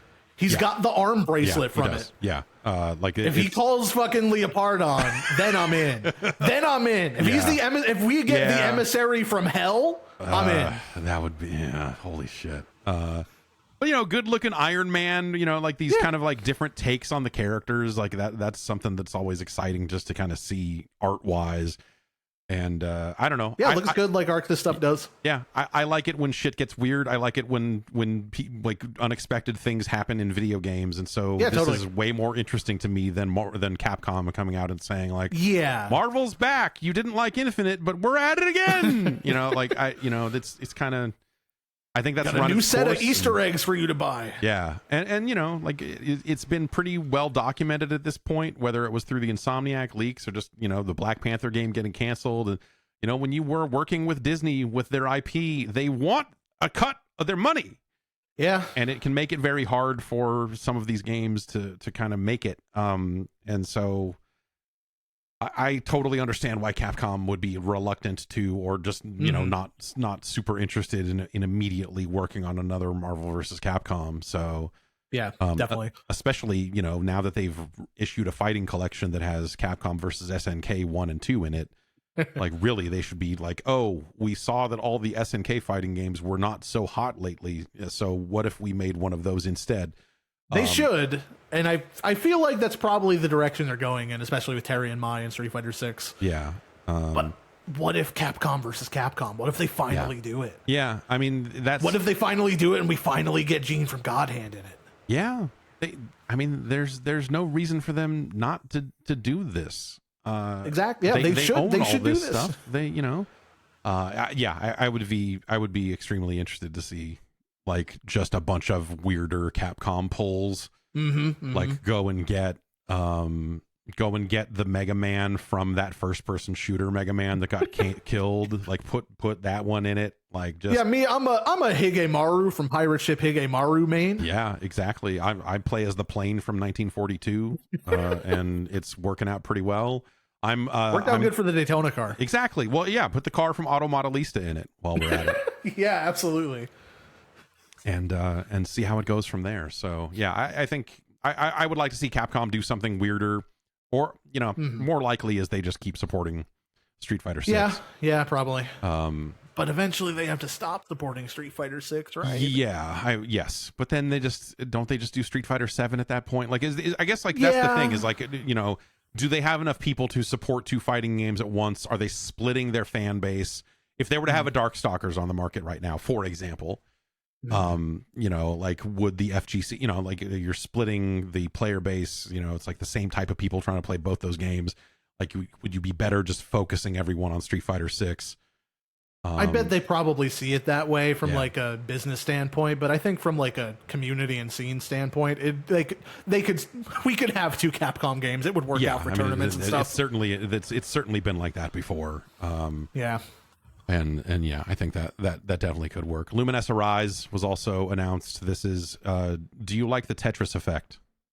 I have not played the Tetris Effect.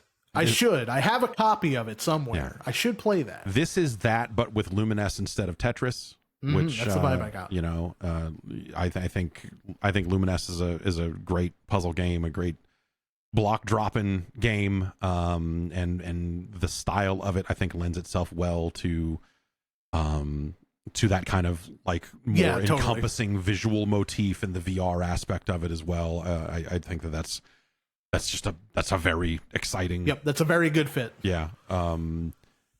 PlayStation also announced their own fight stick. They're calling it Project Defiant right now. It is. You can plug it in to be wired, but it is also they're trying to say like it's going to be ultra low latency wireless, courtesy of PS Link technology, and you can use it on a PC. I assume that means there's a dongle. Because I think they use the PS Link terminology on their headsets, their wireless headsets. I think they use the same.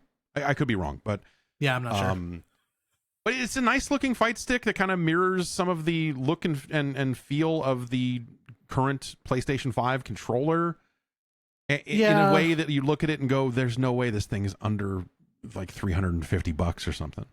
Yeah, it looks very expensive. I don't want a wireless arcade stick.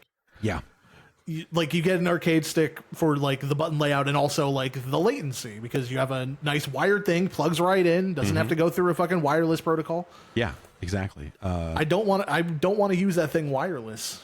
Yeah. Also, I'm not really into how it looks. Like, it does kind of look like a PS5 controller. I think this weird swoop on the button part of it looks dumb. Yeah, I don't know. I think it looks sleek in a way that I don't necessarily need. It comes with multiple gates. So if you want a square gate, circle gate, or octagon gate, like octagonal gate, it comes with all of those. They're saying the buttons are mechanical switches. It has a touchpad like the DualSense controller, so it kind of is recreating the functionality. Yeah. And it comes it's a USB dongle that you plug in. Which is what will allow it to also work on a PC wirelessly if you so desire.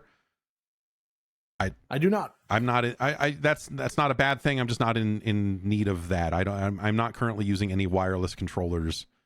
On PC at all. Like, I have everything wired up, and I like it that way. So same here. I don't know. It's I guess okay that they're doing whatever. Yeah, I don't know. It looks expensive, and I think there are so many great fight sticks out there these days, and it seems like a product targeted at people who don't know any better. Yeah. That they made because they own Evo now. Right. Yeah. Like they got green lit because they're like, we need more fighting game stuff because we own fighting games, and so they said, let's go get ArcSys to make a game with us, and let's make a fight stick. Yep. Exactly. And it just feels like I don't know. Yeah. I don't know who is the. It feels like something that the ideal purchaser of this fight stick is someone who does not play fighting games very often, exactly. but thinks just that like they do. thinks that they need a stick. Yes. Like, oh, I can't be good at the fighting games unless I have an arcade stick. Yeah, and I will say that, you know, sometimes it's tricky to know, like these days, especially what fight stick works where, and you have these situations where it's like, oh, this is technically a PlayStation 4 stick, but that's, you want that for a PS5 because of this and this and this, and you know, the various strange reasons that this stuff all exists in the first place. But so at least it's an official thing that you know, solves that problem for people who don't want to do any research. Yeah. But again, it looks very expensive. The Mortal Kombat Legacy Collection was announced at the PlayStation thing. This is going to be another Digital Eclipse collection of interviews and, you know, documentary style things alongside playable versions of the game. They're going to have rollback netcode for Mortal Kombat 1, 2, and 3, and including handheld versions. Oh yeah. So like, if you want to play the Game Gear version of Mortal Kombat, man, you can, which I think is fucking, it's incredible. They specifically, for me, need the Game Boy Color port of Mortal Kombat 4 running on a monochrome Game Boy or Super Game Boy. Okay, because that's when you're playing it that way, they messed up the fatality animations and they like glitch out real weird and it's real funny to look at. Oh, that sounds great. I'm really looking forward to this. I think the Digital Eclipse has done a great job with these, you know, documentary things. Mortal Kombat has a rich enough backstory, behind the scenes story to definitely fill up that. You know, definitely Digital Eclipse is the exact people I would want to handle this from like a historical standpoint. I am a little worried about the game front because they haven't had the best track record with some of their other fighting game collections with regards to like input latency and netcode and stuff. So that kind of remains to be seen for me, but from like just this is the making of Mortal Kombat, that's exactly who I want to handle that stuff. They showed Neo 3, which they should make a Neo 3. They should. I have a pretty solid friend group who's nuts for Neo 2, so they should have a Neo 3. I should play Neo 2 sometime, and they should have a Neo 3. I played quite a bit. I played way more Neo 1 than you might think I would have based on how much I tend to play games like that. But by the time Neo 2 came along, I was like, this is a really good game, but I did not get all the way through it. And so Neo 3 for me is like, it's cool that they're doing it, but I don't know I don't know that I need that per se. They really want me in. They need to make Stranger of Paradise too. Now you're that game rules, man. People slept on that game. That game's so good. I feel like it's not that people slept on, like, I don't know. I feel like people that like a weird thing, like, I don't know. I don't know. People kind of weird.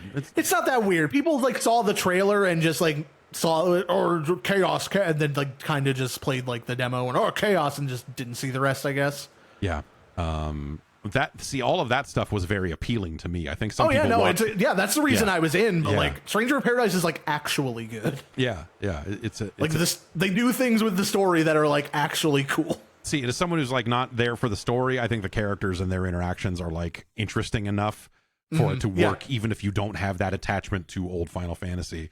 That was a cool fucking game. Capcom showed Pragmata. Pragmata is back and coming out next year. Much like Mind's Eye, I don't know what Pragmata is. You're a man and you got a gun and there's a little girl that can freeze robots. That's I feel like you know exactly what Pragmata is. I feel like the only reason people have talked about that is because they just kept delaying it. Like it definitely fell off the face not of for the any earth. merit of the game itself. Just like, what happened to this thing? It could be cool. Capcom makes cool video games. I mean, perhaps people will have more to say about Pragmata in the very near future. Who can say? Okay. And who could say? Grasshopper announced their upcoming game Romeo is a Dead Man, which I thought looked very stylish and cool. And that was pretty much it for the Sony thing. Summer Games Fest, the actual like Jeff Keighley kickoff stream, I felt was maybe a little lacking. Like I feel like he they did a good job of assembling a variety of games, and and you know, they can't invent new video games for this thing. They kind of have to work with what's coming out. And from that perspective, I look at it and go like, yeah, this is reasonably, I think, about as good as you could expect. And Resident Evil 9 is a big deal. That's a great closer. So they do have kind of like they did have one big thing. Yeah. There, but yeah, I don't know, man. Like that felt a little. Yeah, it was pretty underwhelming. Yeah, a little light as a show. RE9 was shown, and you know, that is people are very excited about that. I really liked 7 and I liked 8 enough, but less so. So I'm tentatively excited for 9. It was funny watching. I would check out a Resident Evil 9. Yeah, it was funny watching that trailer, and then you just like because they started it without telling you what it was. And they had teased like, oh, we'll have more to say about the future of Resident Evil in the near future, and then that turned out to be like 11 minutes later. Yeah, and it's pretty near future. Yeah, and then you're watching it, and without knowing what it is, as soon as the girl turns around and you see the way her hair moves in her face, you're like, oh, this is the RE engine. Yeah, like, as soon as they got a close up of her face, that's Capcom. And it was like, okay, now I'm just waiting to see if these are going to be zombies or dinosaurs. And it turns out it was zombies. I looked it up because I thought I recognized the name when the guy like, oh, Alicia Ashcroft or whatever. I looked it up. I looked up Ashcroft. There is an Ashcroft in the series, so I think this might be a follow up to Resident Evil Outbreak. Finally, because there story was can be told. One of the characters in Outbreak was a woman with the last name Ashcroft, and you do go back to nuked out Raccoon City apparently. Yeah. So this might be a follow up to the weird PS2 online game. Weird. Sure. Why? I mean, okay. Why not? Was it going to have like fake Brad Pitt in it or all the other like? I hope so. I hope all my favorite Resident Evil Outbreak characters make an appearance. Oh man, that's very silly. The Wu-Tang Clan game was also, I think, officially announced here. Yeah. Wu-Tang Rise of the Deceiver. I don't think they had said they were working on that. This game has been in development for a while, is what I'm saying. I can't remember if it had been announced. It's the first I'd heard of it, so that's probably where they announced it. This is coming from Brass Lion, which is a studio partially run by Just Blaze, the producer. And their whole pitch is that they are trying to make authentic hip hop video games here. Yeah. How do you feel about stop motion visuals in character action games? I think it can work. I know that's a loaded question. Yeah, no. I think it can work. I would need to see more than the 5 seconds of gameplay they showed to really make an evaluation on whether it works here or not. Yeah. So I think, you're kind of fighting, you're not necessarily a member of the Wu-Tang Clan in this game. Though you are embodying them, like I think you become them for periods of time. Is how that works. I'm not 100% sure on that, but they said presented by Ghostface Killer, so I think like Ghostface is asking you to rescue the members of the Wu-Tang. And so it's tied to some movie that Ghostface is producing that is called Angel of Dust. Man. It's like RZA and Ghost are working on a movie. It's described on the website as a supernatural thriller. But if you go to the website, it's all about the game now. Like, there's no information about whatever this movie is, other than a graphic of like a big scary looking angel with AOD written over it.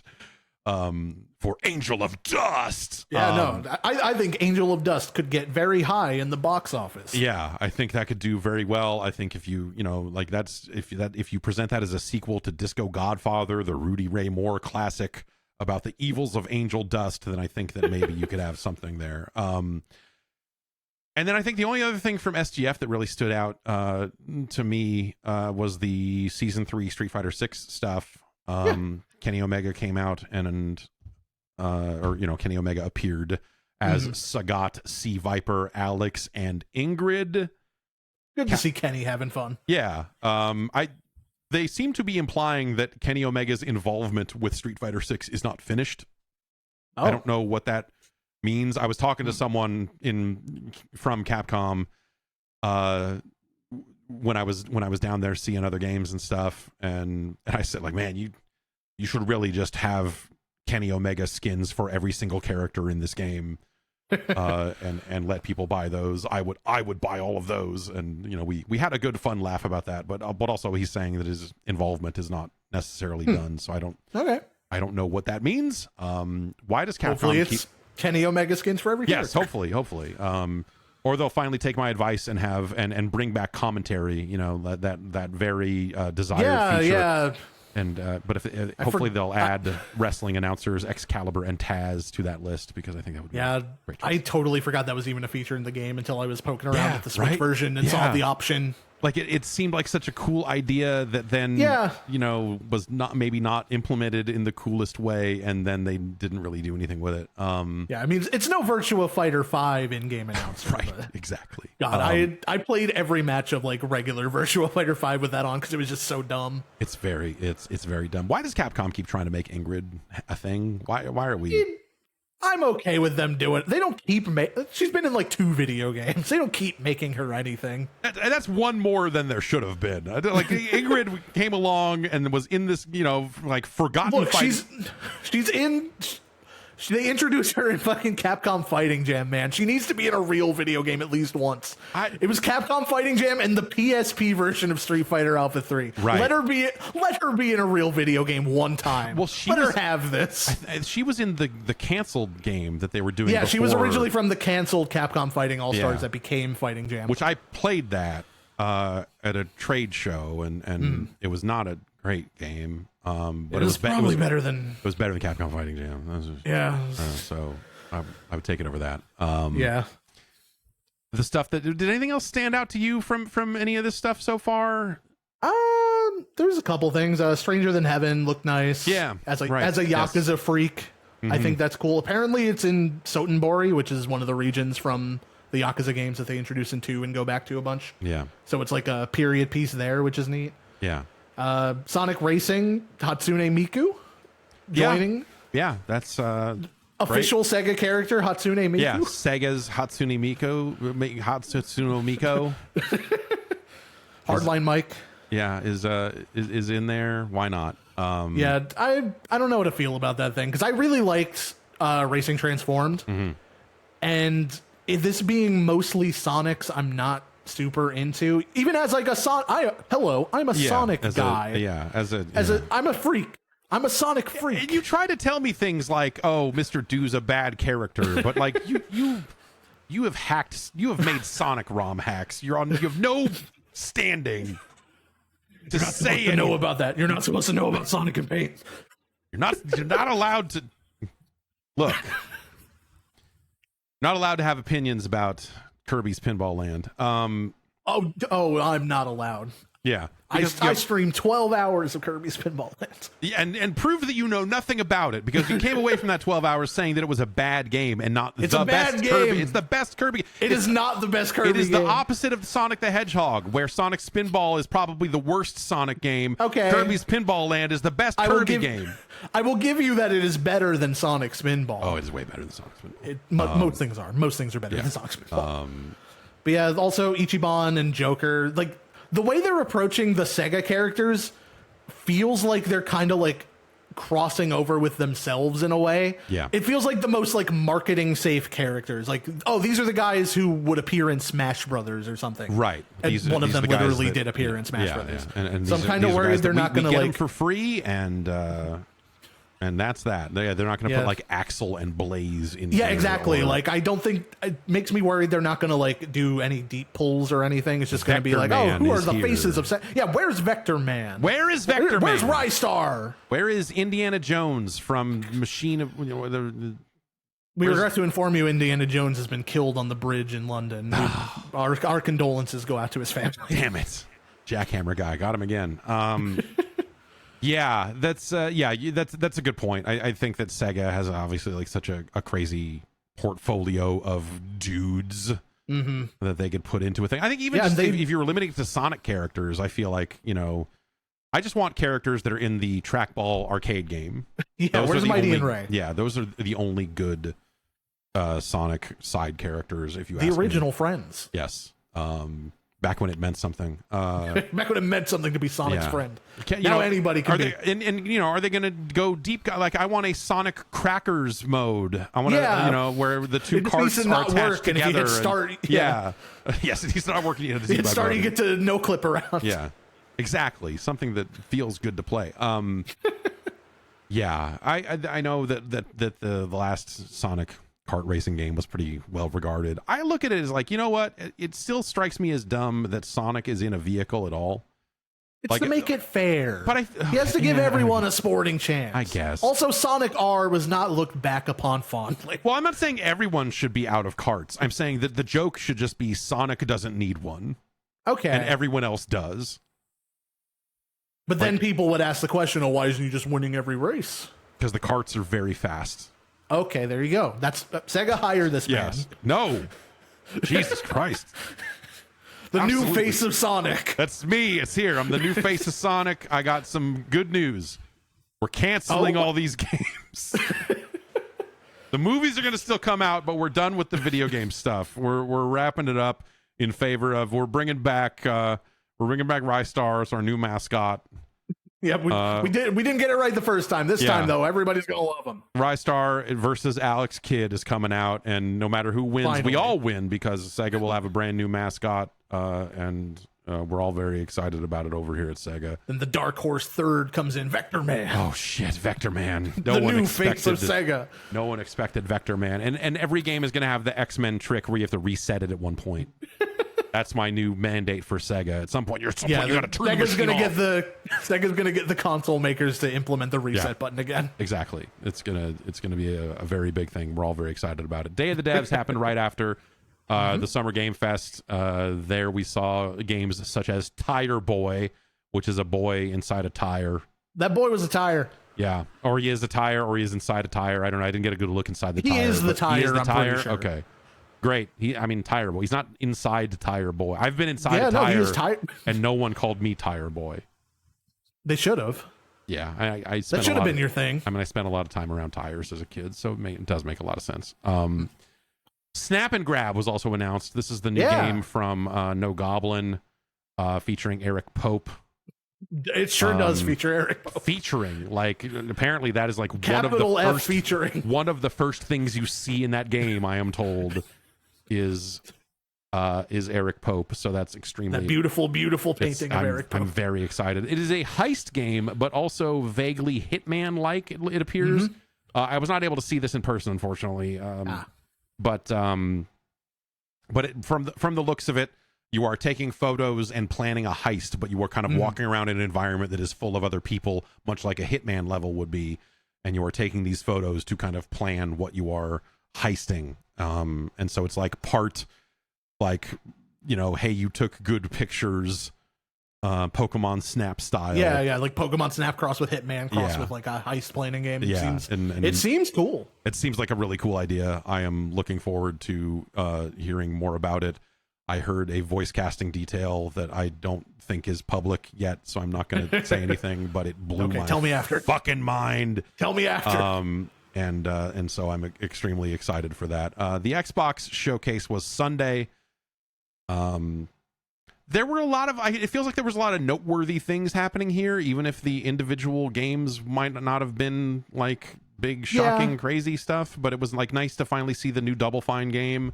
Which is a game about a walking lighthouse, which I can't help but think is like a BioShock joke, because they, maybe the Ken Levine pitch, or the pitch of BioShock itself was there's always a man, a woman, and a lighthouse, and it's like someone woke up and said like, what if the man was the lighthouse? What if it was like? What if it was all lighthouse? Yeah, what if that's true, but you're the lighthouse and not the man?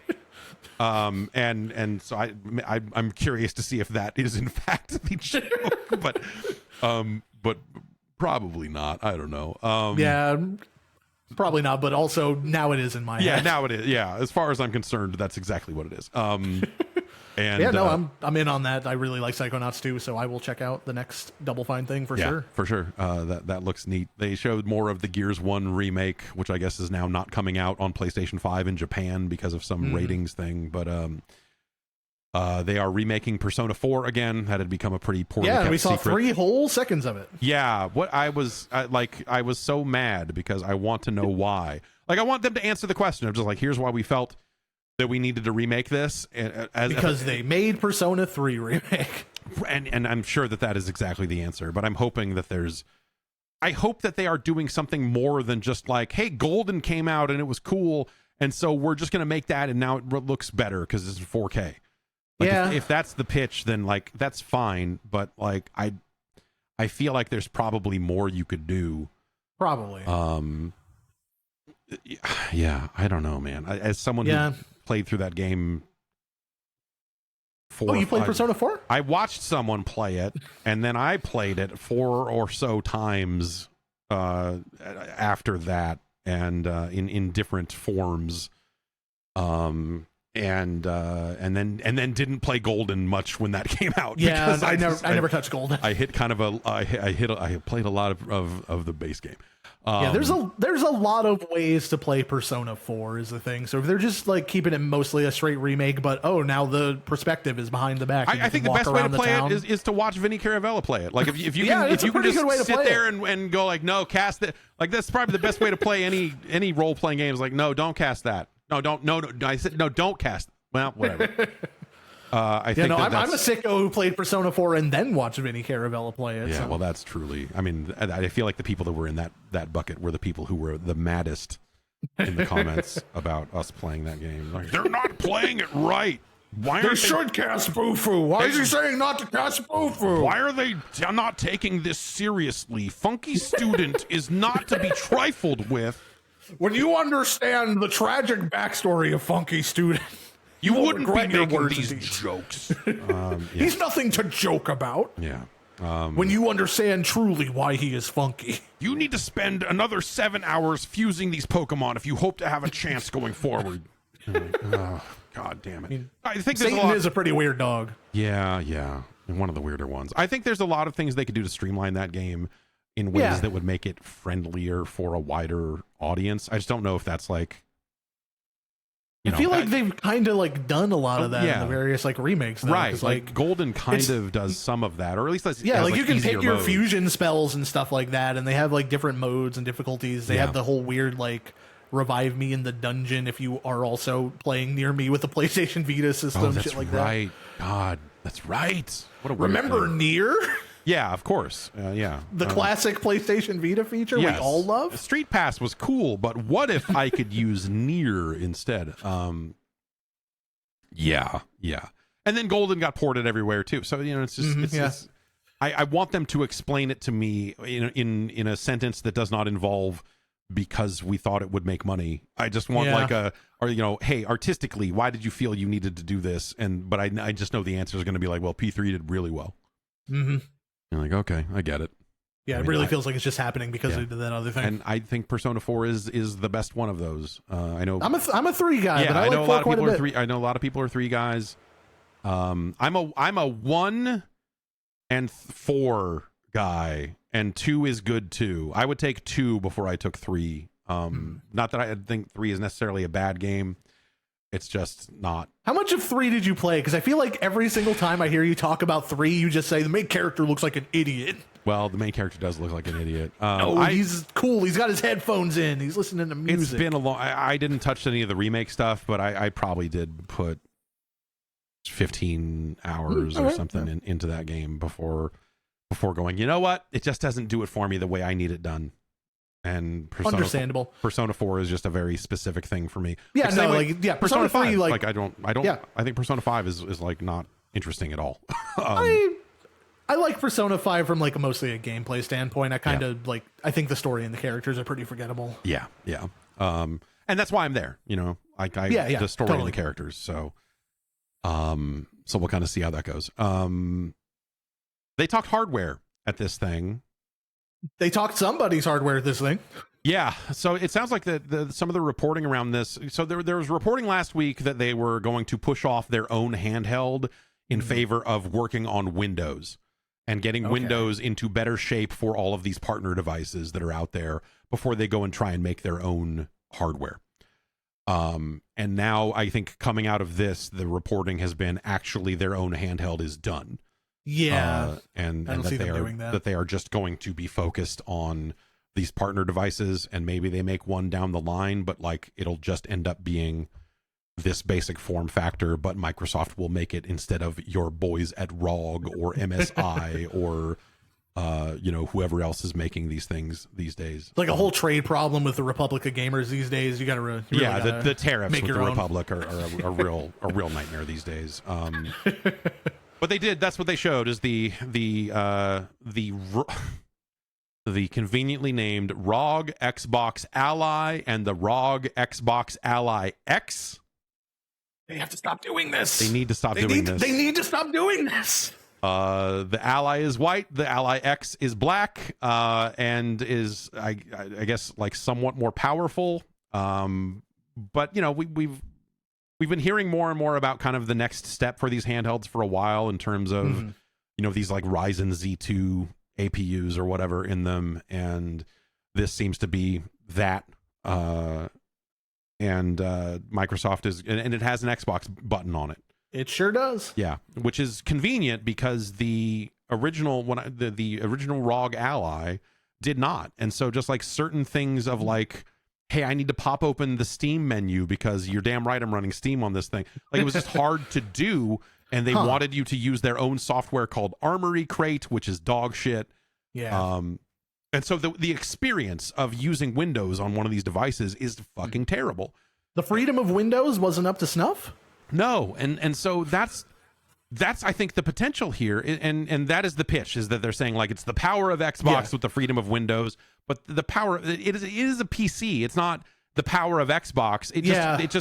What that means it's the is power of someone else's computer. It's the power of another 1,000 games becoming Xbox Play Anywhere. And that's their commitment going forward, is that more games will be Play Anywhere compatible, meaning your saves will transfer from console to PC, even if your PC is a handheld or a desktop. So it's like the messaging is getting very like obfuscated in that their whole like this is an Xbox thing, I think is going to start to bite them in the ass a little bit around like just actually explaining what these devices are. Yeah. But Windows needs work before these things can come out and actually be convenient.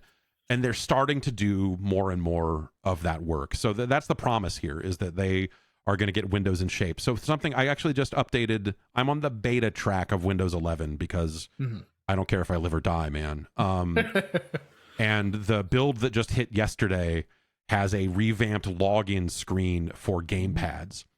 And so if you want to enter your Windows PIN number, they actually have a separate PIN number screen that will show up that has controller icons next to every button. So you can just go like, oh, like 5083, that's left trigger, right trigger, this, that.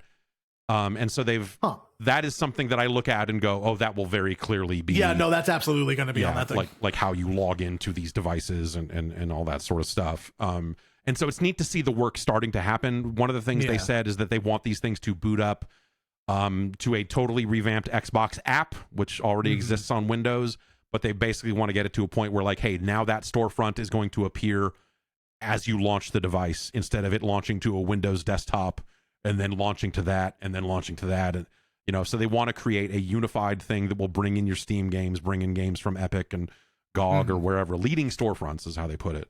And basically have all those games surface inside of this one app. And if they can pull all that off, I think they'll be onto something, I think if they can pull it off, I think it's a pretty big if, though, is the thing. Like, given their track record on all this stuff. Exactly. I don't have confidence in them to do that. Yeah, and it sounds like the other thing they're finding is as they turn off more and more of the kind of Windows 11 core services that a gaming machine wouldn't need, they're starting to find savings on, like, battery life. And and they need to address performance. Like hopefully they get there too, because that's the thing that's starting to happen is you're seeing people running SteamOS and Windows 11 on similarly spec'd devices and finding that SteamOS is kicking its ass. Yeah, that's what I heard around this entire announcement. Like, oh, this will be cool to put SteamOS on. Maybe it seems pretty strong. Yeah. But if they can solve the performance thing, because the benefit, the whole like freedom of Windows thing is also a slight dig at SteamOS, because that's them saying you can play Call of Duty and Destiny and any other game with anti-cheat. You can run it here. Fortnite or whatever, like the stuff that you would expect to play on any kind of PC based device. And so that's another benefit that they have that like currently a Linux based unit like Steam, the Steam Deck doesn't have. But yeah, we'll see. Yeah, I think this makes total sense given how Xbox seems to want to position themselves less as a hardware manufacturer and more as just like a publisher and services providers. Yeah, but and I wonder if it's they come hard for back me to around, get excited about it. Yeah, I wonder if they come back around with their own handheld hardware at a later date. I also wonder. So if they really go in this direction, right? If they really want to go fully hard in the direction of no, this is just Windows, then Windows needs to be backwards compatible with old Xbox games. Yeah.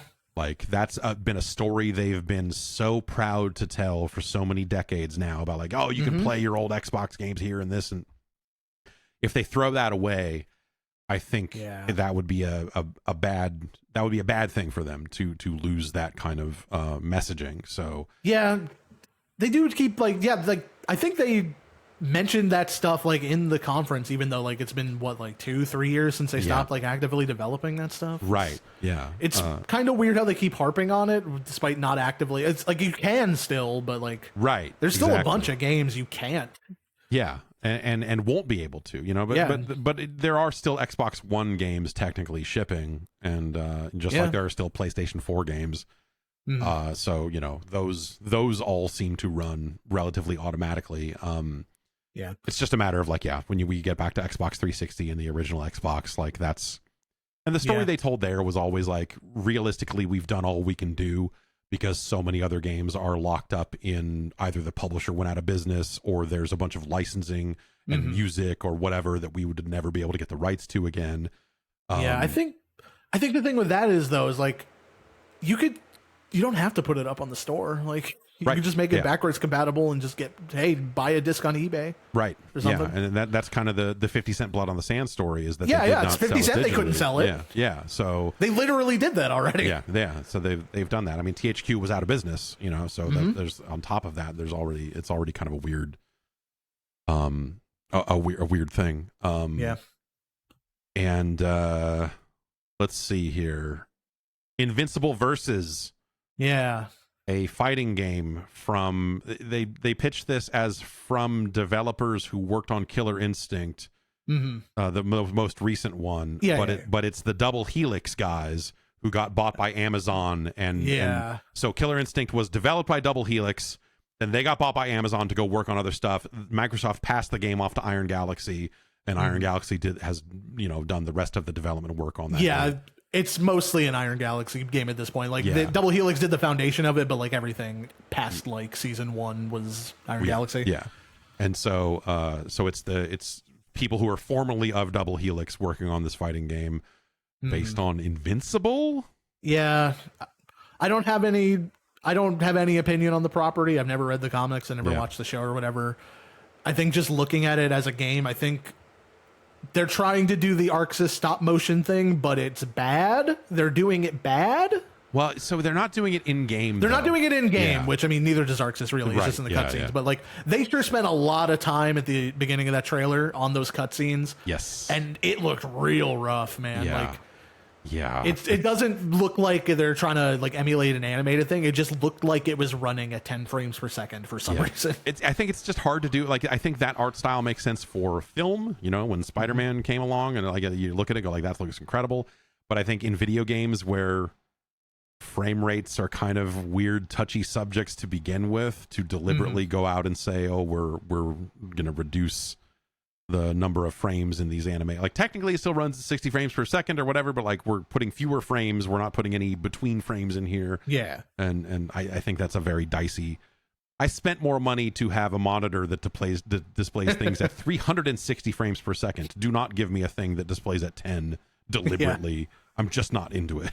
I'm really not into the way that game looks. Like I think gameplay wise it looked fine. It looked like a tag fighter, right? But without anything else to like really draw me into that. I didn't really come away from that impressed. Yeah. No Ghosts of the Grand was shown. That is a ska video game.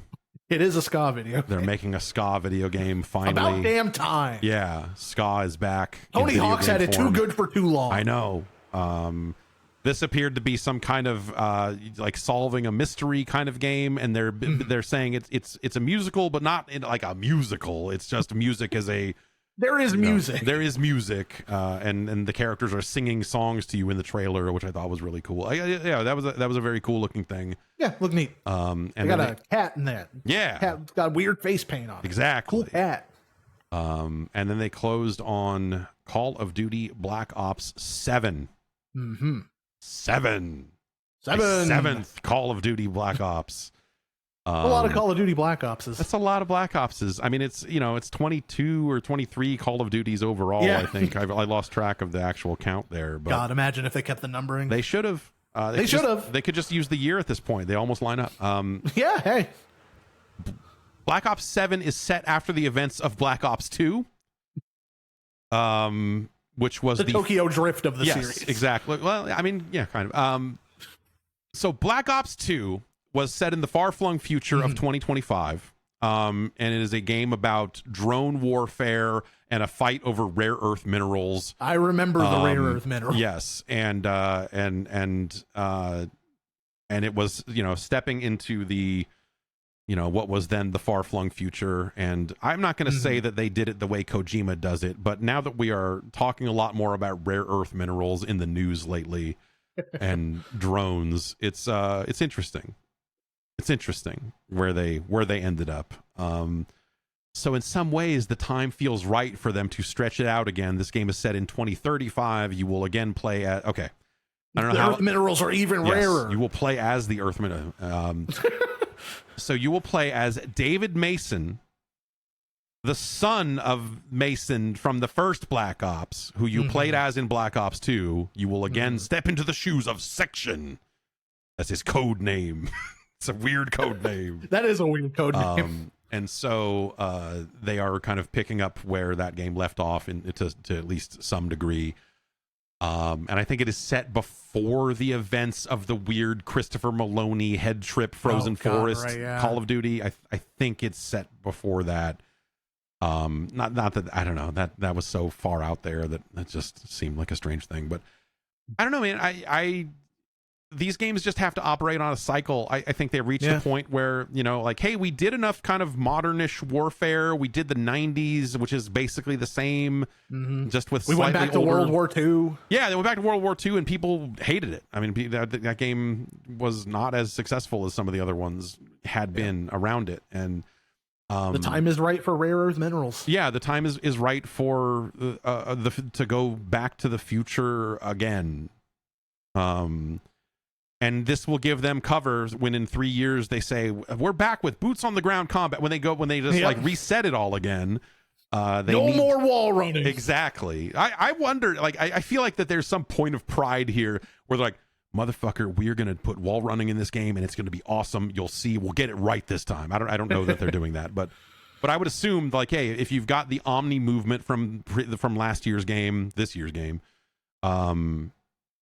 with all of the weird, like you can run sideways and dive backwards and all the stuff they did there, like I think that actually lends itself pretty well to like what if you could run on a wall and whatever else. So I suspect that that's probably a direction that they go in. The Steam page claims it will have a co-op campaign of some kind, which is potentially exciting. And I don't know, man, the Black Ops 2 campaign was fucking awesome. Like, I know it's, like people don't like to talk about Call of Duty campaigns because, you know, people skip them or whatever. But like that had these weird branching moments in it where if you just played them, if you shot this guy instead of him getting away, the story was like meaningfully changed. And, if you shot a guy in the head versus in the leg, there was like dramatic differences to the end of the game. And, or at the end of the game. And so they actually did really fascinating things with that game that then they never did again in a maniacal way. Just like, what? Now you know what it's like to be a Pokemon fan. Yeah, right. Yeah. And so I hope that they can recapture some aspects of that here. I don't know that they will chase that again, but yeah, but you would like, hope, yeah, being a direct sequel, but you never know. Yeah, I mean, you got to make one of these a year at some point. Yeah. You know, you got to go like, okay, how many people actually play the campaign? How much are we going to put into totally revamping this? And last time they tried to do a revamped campaign, it was because they didn't have time to make a real one. Oh, and the thing they turned in was miserable. So, you know, they showed big 4-legged looking dog drones and all the stuff you would expect and associate with future combat, weird robots and all that shit. So I think some people are already mad about it. Like, I'm sick of fighting all these robots. It's like, there hasn't been one of these in years. Like, you haven't fought robots in a Call of Duty game in, like, I don't know, 5 years, like over 5 years. So it's, I don't know. It feels like it's due. It feels like it's time. Some people live on a strict robots every 6 years plan. They can't go over. Exactly. No over, no under. That is when I want my robots. And then, you know, I demand the robots at this specific time. And then next year, let's go to space and then realize we've gotten way too far out there and then go, okay, we've got to reboot this thing. We got to reboots on the ground this thing. It worked last time. I think kind of the last bit of news that came out around the Xbox thing was that Outer Worlds is going to be the first $80 game Outer Worlds 2 is going to be the first $80 game in the Microsoft catalog. They have confirmed that there will be a premium edition that will go for $100. The premium edition for $100 strikes me as less weird than the $80 base version, to be honest. I feel like that's general price for like a collector's edition sort of thing. Yeah. Around that range. Yeah, 90 or 100 or whatever. But like, you know, much like Nintendo can kind of fall back on the like, well, when you bundle Mario Kart, it's only 50. Microsoft gets to say, dude, you should sign up for Game Pass. I feel like that's less because that's like an ongoing subscription. You know, eventually you'll pay more than $80 for Game Pass, and sure, you'll get more than Outer Worlds 2 out of it. But like that still doesn't like feel like a good excuse to me. It doesn't feel like an awesome. I don't think any of the math on that is particularly good.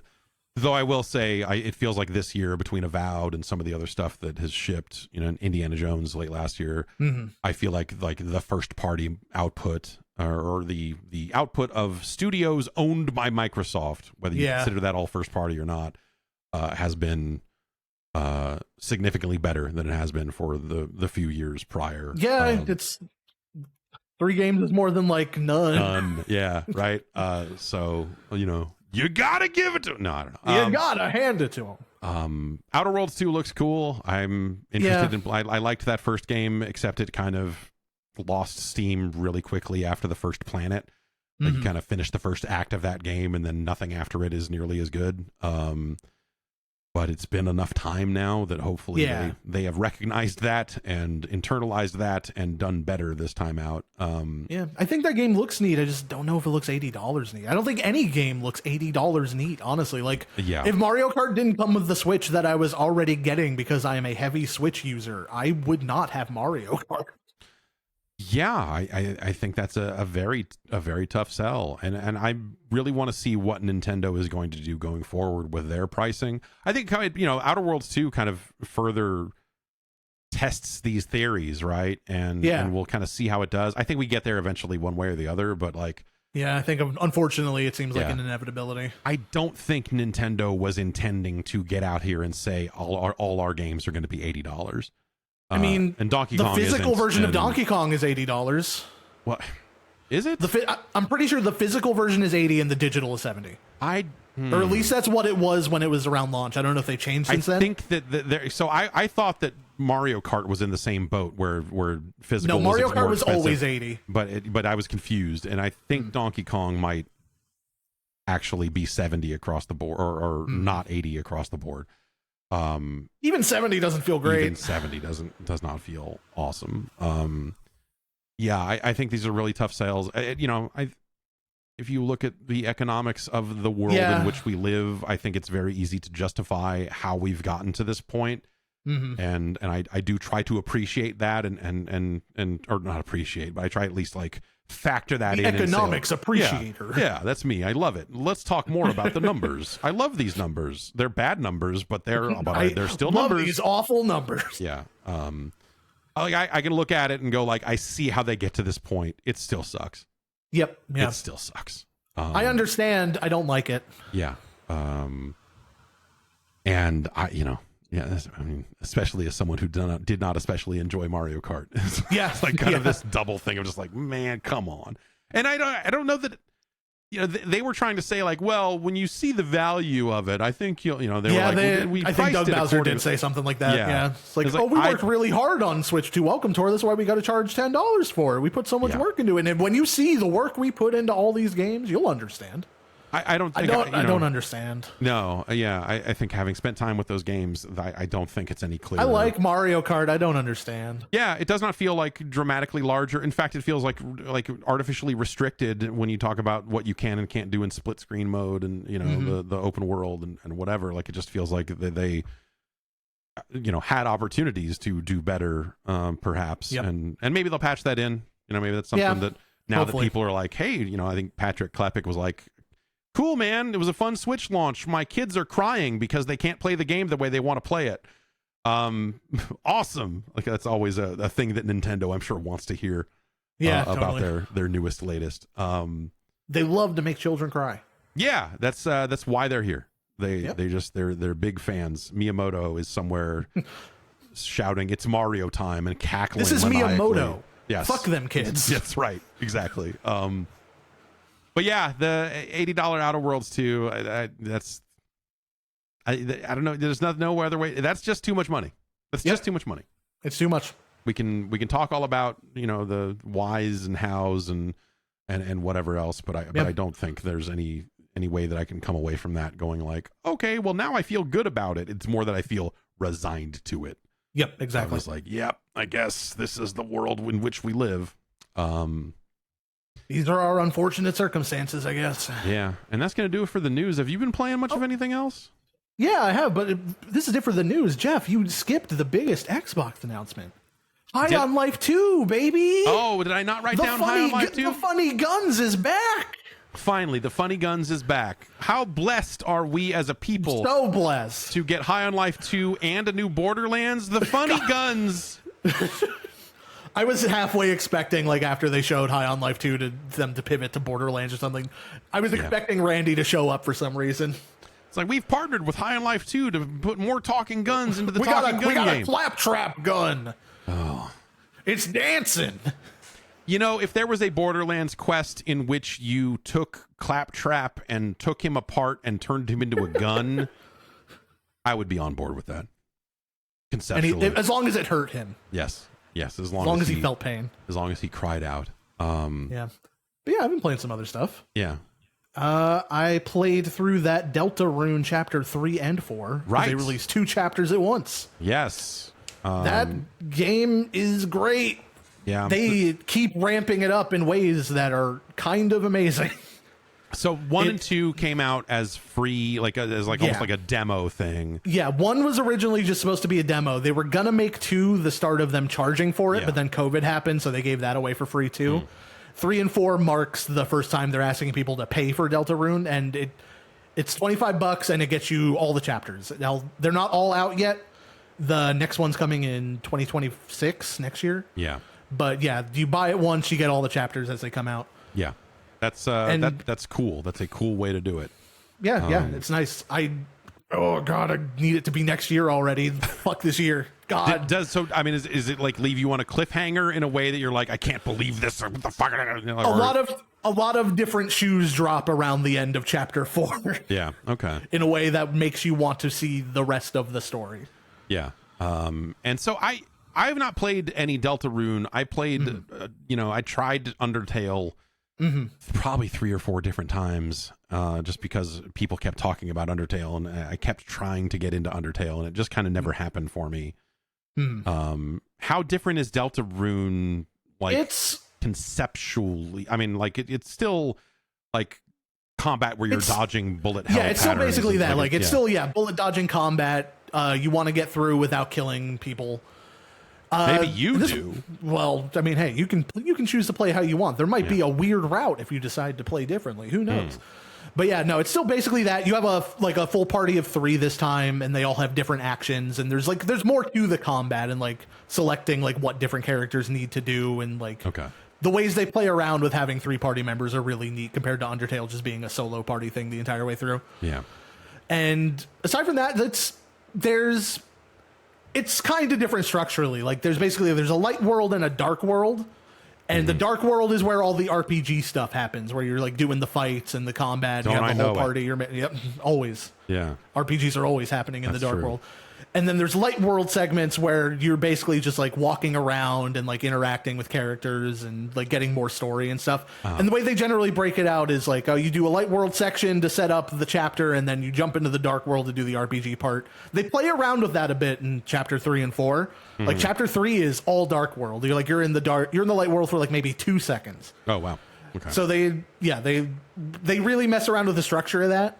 And the stuff they do in the new chapters, like they started playing Deltarune is kind of like Undertale was, but like spread out a little. Undertale, like the first area, the ruins, is good. I like it. It is not as good as the stuff that comes later. Like Undertale is a game where you can like really tell they made that game in order, and it just kind of gets better and better as it goes along. Right. And Deltarune's like that too, but chapter by chapter, where 1 is good, but it's like it's pretty standard. It's a very Undertale experience. Then 2 gets a little weird with it, and then 3 and 4, they just rocket off and do all sorts of wild shit. Like, at least half of chapter 3 is like an extended homage to Zelda 1, specifically. Okay. Huh. Yeah. And they like have a bunch of different like mini games, and the way they like weave in and out of them it's really impressive and really crazy. It really goes for it. Yeah, that's neat. Does it feel? I mean, no, I'm guessing this is not the right thing to do under any circumstances. But like, if someone bought this and just said, "I'm going to start with chapter 3," they let you do that.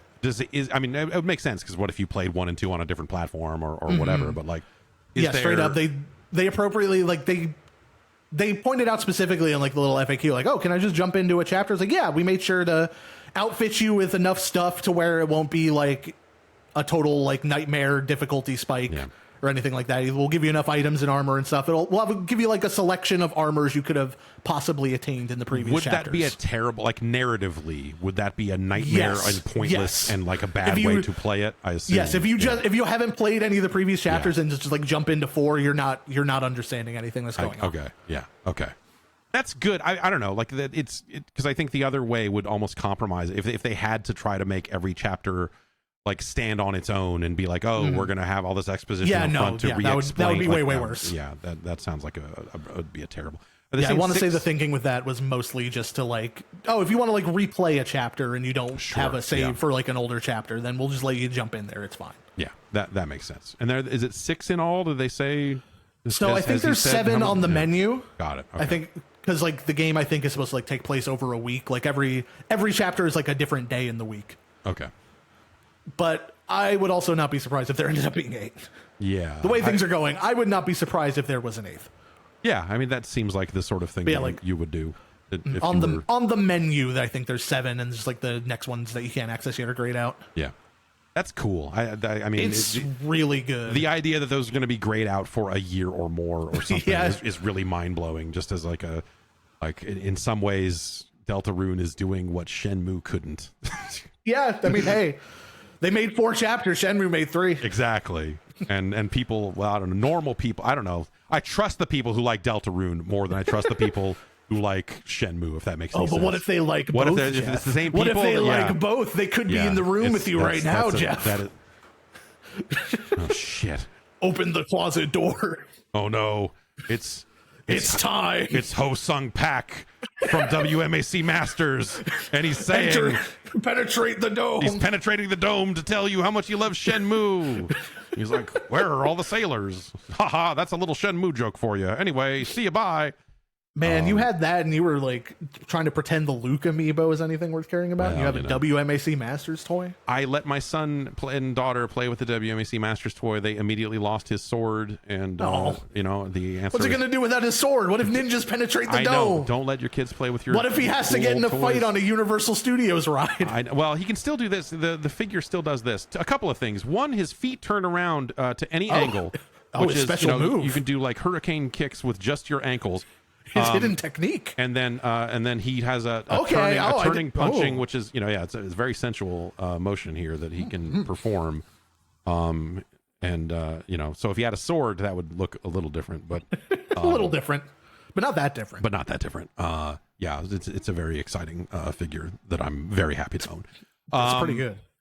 Yeah, Deltarune. Yeah, fantastic. Deltarune, yeah, super excited for more. That's good to hear. I always tell myself, like, there's so many games, it's like, I should go back and really give this another shot and like really kind of. Yeah, no, I get it. You have a million things going on. And also I just like every time I tried Undertale, like I was like I tried to get into it, and it was always this problem of just like, well, do I just not? I don't value Earthbound enough to really enjoy this. Is that the thing? Is it like maybe back then, but less so now, probably, that it's had all these other chapters on its own. Yeah. But in the early days of it, people used to talk about Undertale a lot in the context of, man, this guy really liked Earthbound. Yeah, it's got an Earthbound-y writing style to a lot of it, but like I think it's pretty firmly like its own thing. Yeah, certainly after all these years. I mean, it's been it's been like a decade, right? Yeah, man. I've moved across the country and back in the time since Undertale has come out. How do you feel, like being something of a Florida man, how are the Grand Theft Auto 6 trailers and things hitting you? Are you... I mean, it sure is a bunch of people who've never actually been to Florida making a video game about a funny news account they followed. Yeah.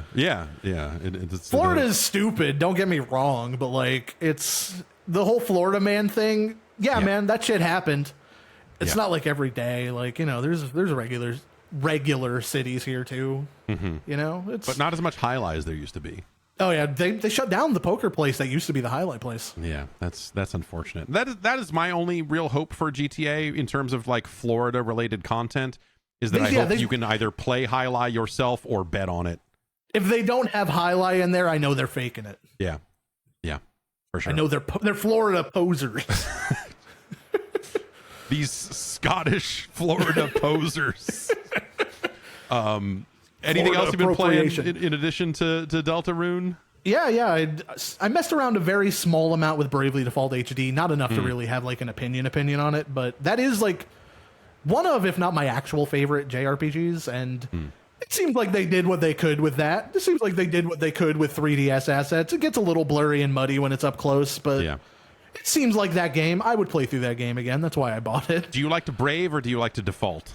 I like to default 3 times and then Brave 4 times. Okay.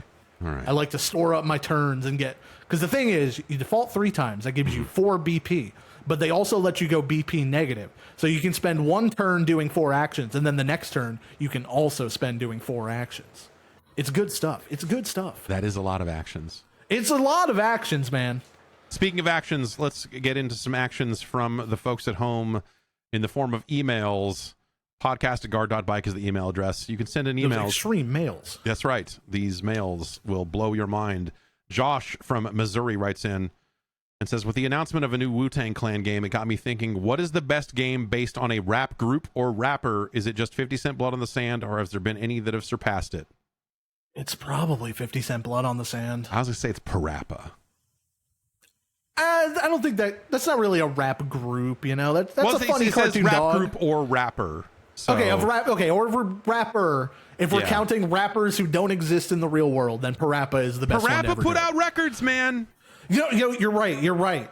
Parappa did put out his cool album with PJ Barry called I Scream, exactly, where he has that one weird song where he's just really high and asking a bunch of dumb questions. It's a really it's a terribly good album. It's really good. If you haven't listened to I Scream, folks at home, you should check that out. Parappa put out a mixtape with De La Soul on it, man. It's you don't get more credible than that. I guess you're right.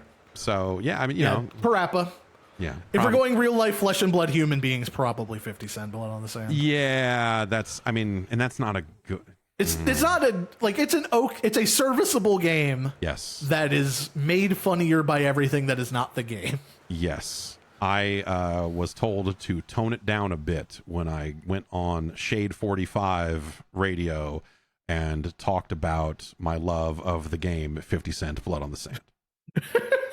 And talked about Tony Yayo. Because you forget that, like, oh yeah, it's Eminem's radio station and every single one of these DJs is actually friends with Tony Yayo. So me getting on there and doing, and yeah, they were like, yeah. That's why you talk about the superior partner choice, DJ Who Kid. Yeah,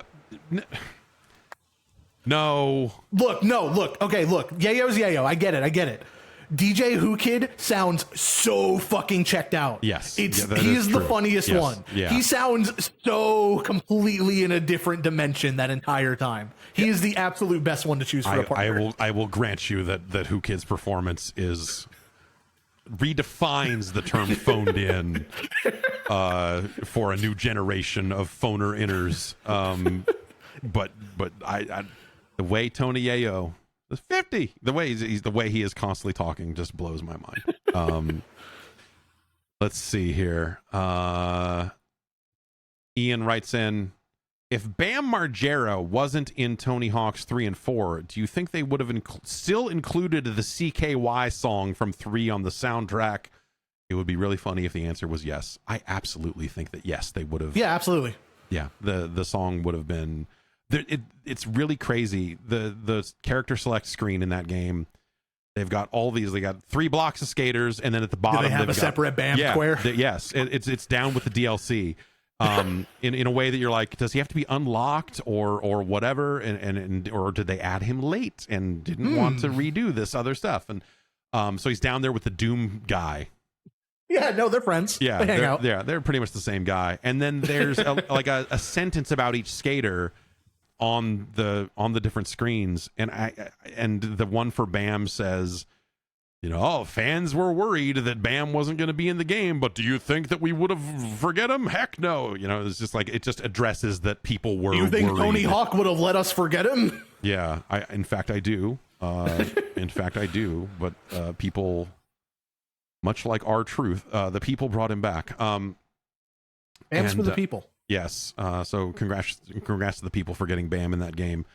And it's like pretty much modern day Bam, and it's it's he was in the trailer. I saw him. Yes. Yeah. I think that CKY song would have been in the game no matter what. Yeah. And I'm glad that it's there. Let's see here. JP from Portland is talking about the Xbox handheld and some of the backwards compatibility stuff. He just says, let me play my XBLA games. If Microsoft wants me to get excited about their handheld, they should release one that can play all my games that are held hostage from the 360 era, like Shadow Complex and Bionic Commando Rearmed and Snoopy Flying Ace. They say they are a company celebrating their history, but I can't play half the games I bought from them over the last 20 years without breaking my 360 out of storage. Yeah, I mean, if you can't play that weird Rocky and Bullwinkle WarioWare game, then what's even the point? If you can't play Wits and Wagers, what's even the point? Yeah, I can't play that version of Apples to Apples they made for XBLA, then why am I can't play alive? That dog shit Rocket Knight game they made. Oof. God. Yeah. But yeah, no, yes, agreed. I think the best thing that could come out of this, we're focusing more on developing Windows for games, an Xbox thing could be, let me play the backwards compatible stuff on a computer. Yeah. And if not, the freedom of Windows has a variety of ways that you could already use to play some of those games on a computer. I mean, obviously, Shadow Complex was sold on PC, but, you could play the Xbox 360 version of a lot of games on a personal computer just fine. Yeah, say it's getting better and better to play those every day. It's true. Let's see. Steven from Calgary writes in, do they launch handhelds with LCD screens just to have something obvious and easy to upgrade a year or two later? It feels like companies are intentionally launching an inferior version, so when they sell the one they should have sold from the beginning, everyone claps. Yes, but also I think it's more just a cost-saving thing. Totally. It's yes. It's. I think that's a nice bonus where like, oh, we got you the thing, we made you want this thing, and here's the thing you want. But it's mostly just like LCD screens cost less. Yeah, definitely. And the Switch is already $450. Mm-hmm. An OLED screen would have probably bumped that price up a little bit. On top of that. Some of that is just like functions of like, where are these screens already being made, and are they off the shelf parts? And that too. If you're like, oh, well, we're already making a tablet in this size with this screen, and so there's already a factory churning out this exact screen that you want. Like, it's a lot easier for them to use it. And just a result of more and more OLED screens appearing on handhelds, I think that has probably driven the availability up and cost down, but not necessarily in the screen size that Nintendo has gone with. Yeah. And so I think that's probably the more like also a limiting factor in all of this. But I don't know. I don't. Yeah, I think anything like diabolical, like holding it back, is more like a unintended side effect of being able to sell it again. It's extremely just like a cost of manufacturing and availability of parts thing. Yeah, and I mean they probably will do that down the line. They absolutely. They're sell totally a Switch going with a better to. screen, and they'll have their Legend of Zelda Green Edition, or whatever, different colors and things for people that want weird bundles and all of that. I mean, like, they're gonna do what they always do, always. Eric in DC writes in and asks, is it weird that a Microsoft licensed device would have freedom from Windows as a selling point? I think it's odd they would trash another Microsoft product. So it's the freedom of Windows. The freedom. Not from. Yeah, you misheard. But also, I do think that the freedom of Windows is this kind of tacit acknowledgement that, like, Xbox ain't free. That ain't got no freedom in it. But I think they more intend it as a comparison point with SteamOS. Like, oh, you can do anything on Windows. You can you can watch Netflix on Windows. I don't know. That's right. Yeah. SteamOS don't got Netflix. They wouldn't have to. Netflix would not have to make a custom app for this thing. You could just already leverage all the stuff that's already there. And most of that shit should just work. So, yep. That's kind of cool. Tony from Todd Morton writes in and says, I'm pretty excited for the Digital Eclipse Mortal Kombat thing. It got me thinking, what's the best mini game in the whole Mortal Kombat series? I mean, Puzzle Combat, because it's a ripoff of Puzzle Fighter. Yeah, that's probably the actual best one. I'm going to say my answer is actually Motor Combat, the kart racer they did. Yeah. Because that's the most ridiculously named. Yeah. But yes, Puzzle Combat is the actual right answer. The chess thing was all right because it was just a ripoff of Archon. I forgot about that one. The classic fighting chess game of yore. I'm not the hugest Mortal Kombat head, but Puzzle Combat's always the one that I come back to. Yeah. I want to say they had a version of that on the DS at some point. Yes, it was like, something. I think it came with like a collection or something like that, or I forget if it was standalone. I do remember playing that on my DS. They did, yes. It was part of some. It was like was that like that crappy reissue of MK3 that they did? Maybe. And it was like a bonus mode in that or something. Yes. I don't. Something along those lines. I don't remember off the top of my head. I definitely remember legally acquiring that and playing much more of Puzzle Combat than the actual fighting game in it. Yeah. Definitely. Justin from Pittsburgh writes in and says, back in 2006, your review of The Legend of Zelda Twilight Princess became my introduction to you, GameSpot, and personalities in game journalism as a whole. I was infuriated at your 8.8 review of the Wii version. How could a dark, gritty entry in my favorite franchise be anything less than a 9? My 16-year-old brain was calling for your head over 0.2 points.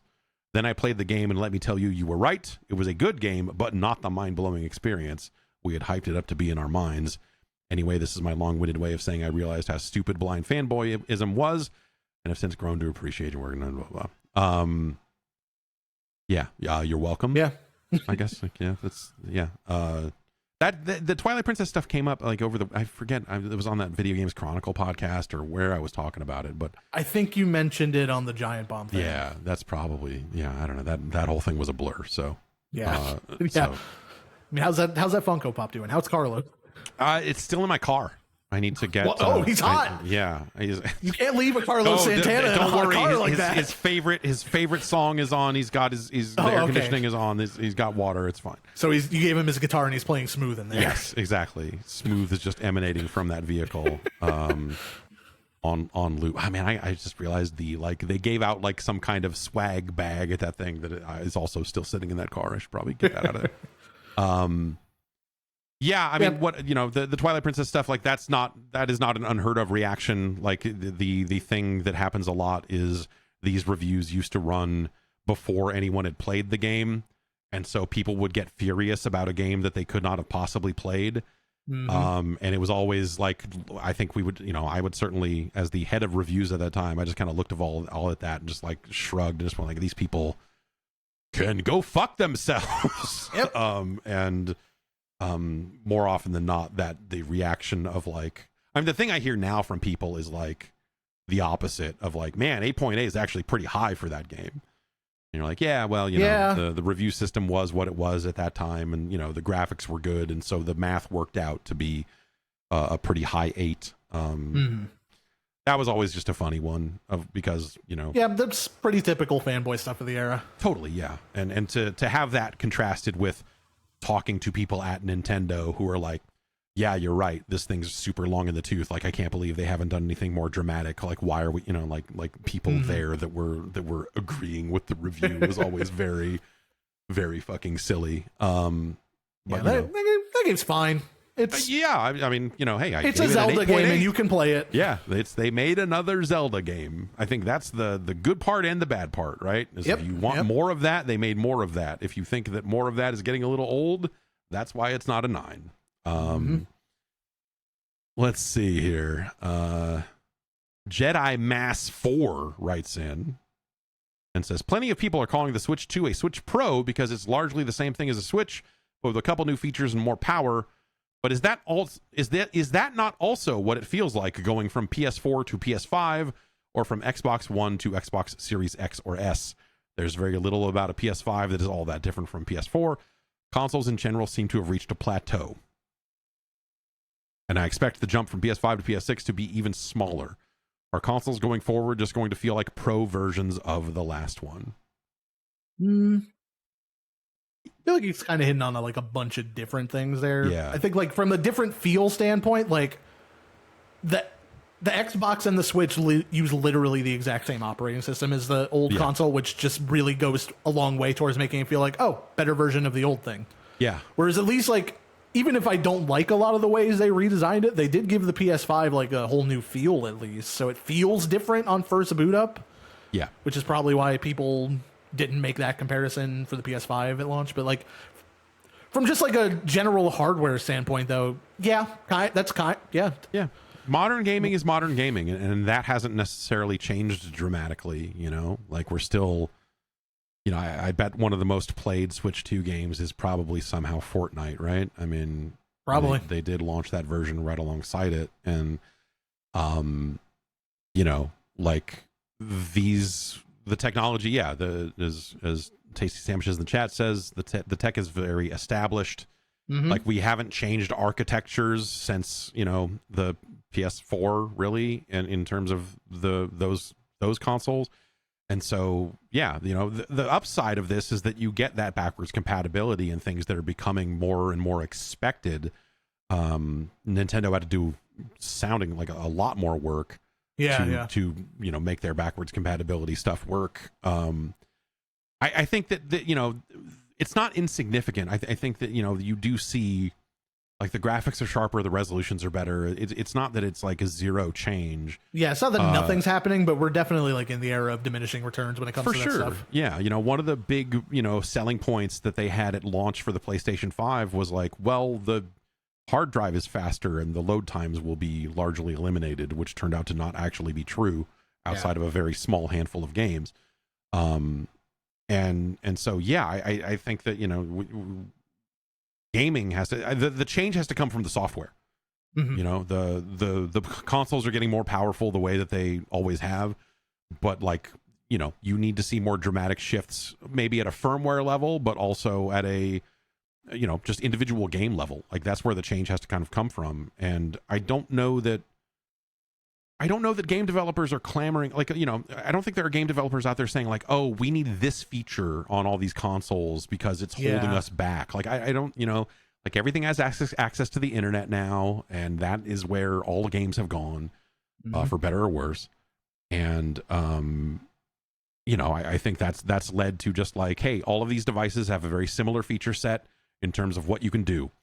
It's got matchmaking. It's got this type of multiplayer. The power is in this sort of range. And so, I do think that, we saw a significant bump up in graphics, but that doesn't mean that the games are we're still seeing a significant number of games for the previous generation of consoles. Yeah, that's also kind of, going a long way towards that feeling. Yeah. Like basically everything still kind of has to run on a base PS4. Right. And if you think about it, like a lot of the excitement around hardware right now is around these handheld devices that are deliberately less powerful than a top of the line PC or even a regular PlayStation 5. Like people are excited about a Steam Deck and about this, this ROG Xbox X Ally XX Ally X. Oh, you got the triple X one. Yes. Okay. Yeah. The freedom of Windows. Yes. The freedom of Windows lets me play BMX triple X on this, and I'm pretty excited about it. It's very hot. But yeah, no, it's not. It's not. In one version, the lady gets all the way naked. Weirdly enough, the GameCube. Yes, the GameCube. Nintendo loves it. They love nudity. Don't let them tell you otherwise.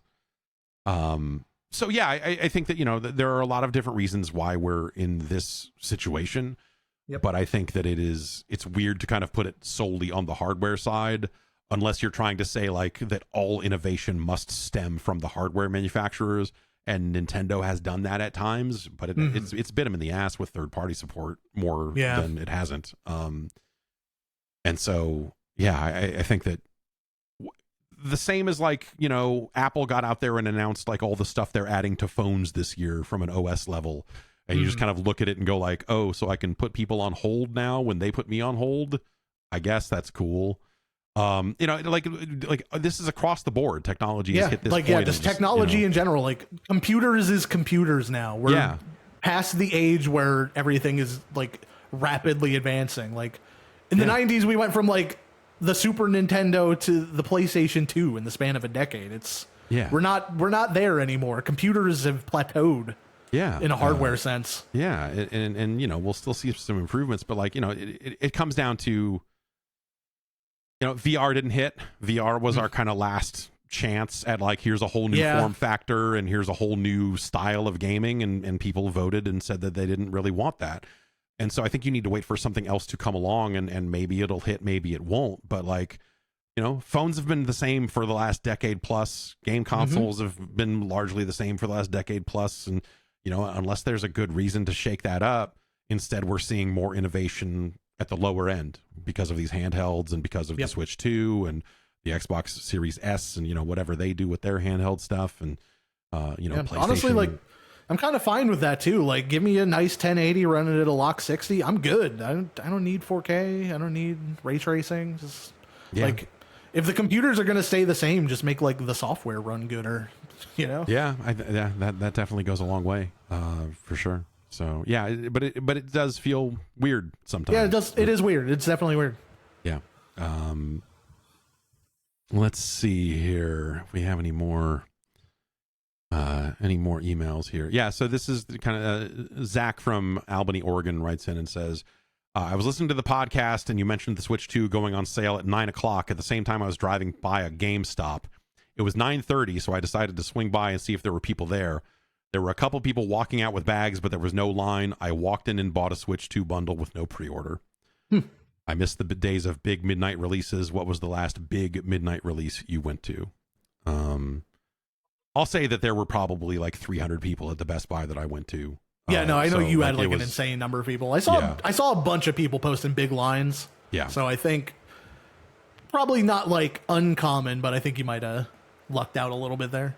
Yeah. And I was surprised to see how many people. So, at the Best Buy I went to, it was like one line for pre-orders and one line for people who didn't have a pre-order, and they both extended around the sides of the building. And they were, and it seemed like everyone in both lines got pretty well served. The line of people who didn't have pre-orders seemed way more fun walking by it, because those were people that they brought chairs. There was a guy running a fucking live stream from the line. They had food. Like, everyone in the pre-order line, much like myself, it was just like a cavalcade of tired parents, or like being prepared for squares. Yeah, or like full-on adults. You know, it was just like people like at a minimum age of like 35, just standing there, just going and looking at their phone. And one guy brought his daughter, and it made me think, I should have brought my daughter, because she was having a great time. But yeah, it was very different vibes across the two lines. It kind of made me wish I was in the other line, because they just seemed like they were throw this pre-order in the trash. Yeah, fuck, I'm jumping over to the cool line. I'm buying a new one, even though I already bought this one. I'm gonna get my Luke amiibos as I see fit. But the last midnight release I went to, I think prior to that, was the Wii. Yeah, I think console wise is Wii U. Yeah. Actually, no, Wii U, I went in the morning. I can't remember the last. There was a period where I was working night shift, so when a game I wanted came out, I would just literally swing by at midnight and grab it. Yeah. I'm trying to remember what the last one I went to. Maybe the 3DS. Maybe the 3DS is the last one where I specifically went out of my way to go to a midnight release for something. Yeah, and I think for me it was GTA 4. Ooh.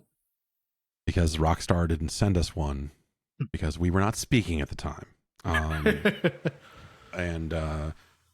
it was because I liked Mind's Eye too much. They couldn't handle it. We paid you to talk shit about that thing. What are you doing? Oh no. Yeah, I think it was GTA 4. And then after that, I remember, I remember getting a Wii like relatively close to launch, but I don't think it was like day one. They had sent us one, so like we had Wiis. I did camp out for my Wii, but it was not on launch day, because the supply for that thing was crazy for a while. Yeah. But then, like a bunch of us had to line up for PlayStation 2s, even though Sony sent us a handful of them.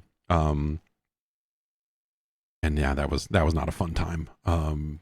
It was not a not fun time. There was camaraderie, like in a weird way of just like, we're gonna get in this line and fucking like some people showed up right near opening at this Walmart we were at, and they tried to jump to the front of the line, and they almost got fucking killed by all the people. I think the same thing happened while I was camping out for a Wii. What the fuck are you doing? There was a point when we were camping out for the Wii where like a bunch of cars just zoomed in and tried to get in line because some other store ran out of Wiis, and the Circuit City we were camping outside of hadn't opened yet. Yeah, not cool. Let's see here. See if we can find one more. Dustin from upstate South Carolina writes in and says, some questions are bigger than video games, but this one is not. We all agree that the biggest blunder of the Switch 2 launch was the lack of a sequel to 1-2 Switch. But what hasn't been agreed upon is what the sequel should have been called. 3-4 Switch? 1-2 Switch 2? 1-2-3 Switch? I don't know. I regret to inform you they made a sequel to 1-2 Switch, and it's maybe the worst thing Nintendo has put out in a decade. It is a miserable, for as much as 1-2 Switch is the welcome tour of the Switch. 1-2 Switch at least had like anything to it. Like you could put that in front of people and go, "Oh, we're milking the cow." Oh, yeah, sure, we're milking the cow. 1-2 Switch is a nightmare. Yeah, but Is it everybody's 1-2 Switch? What the fuck did they call that sequel? Yeah, everybody 1-2 Switch. Everybody 1-2 Switch. Yeah, everybody 1-2 Switch is a nightmare. Yeah, like they have that mode where it's like, oh, you can do the Jackbox thing, pull out your phone so everyone can play, and you can host it online like a Jackbox, except the part where they expect you all to be in the same room. Right. They expect up to 100 players to be in the same room. How many 100-player games of everybody 1-2 Switch do you think have ever been played? 0. The biggest I saw was like 56, I think. Okay. That's and it wasn't people in the same room. It was a stream on the internet, but... Oh, okay. I was going to say, like, people... Like, I was going to say, is that like a MagFest thing? Like, everyone's clamoring to... I can't imagine anybody was clamoring for the 1-2 Switch. Like, finally, MagFest around the corner. We're going to play our full 100-player everybody 1-2 Switch game and set a world record for the most... Yeah, get the Guinness guys there. Yeah. for the most The amount first of ever dummies in a 100 room. player. Yeah. Ugh. Yeah. Yeah. What do you? I mean, yeah, they already made that sequel. It's actually, I think that's a terrible name for it. On top. Yeah, of no, it's that. a bad name. I get what they're going for with the 100 player mode, but it still sucks. Right. That doesn't make us good. Yeah. I don't know. What do you like? A 1, 2? Because What if you called it 2 Switch because it's on the Switch 2? What a 2 Switch 2? Yeah, and it comes with a free tutu. Yeah, and you have to wear a tutu and strap a Joy-Con into the tutu for a lot of dancing and kicking. Weirdly games. ballet themed. Yeah, and it's it's a guy with a horse head, but he's also got a tutu. Yeah. Oh, Jesus Christ! Please, his name is Horace Show Pony. I'm He's sorry. Nintendo's hot new character. Yeah, I forgot all about Horace Show Pony, the star I wish of I could. Nintendo. Yeah. How come I can't get a Horace show? Where's where's that Show amiibo? Pony amiibo? Where's He needs that to hang out with amiibo? Luke. Yeah, I want that right next to my Luke. Luke would love everybody once you switch. Yeah, I need like a Mr. Do amiibo. Like you could put it. They're gonna put him in Smash eventually, right? I mean, he's a classic character. Everyone loves him. He's video gaming's favorite son, Mr. Do. No, You thought it was Mario, but no, it's Universal, the gambling people. Yeah, this is Miyamoto. I played that PS1 Pachi Slot game that has the Mr. Do machine on it. Well, I'm throwing this Mario guy in the trash. That's right. Jumpman can jump the fuck off a bridge as far as I'm concerned because Mr. Do is here.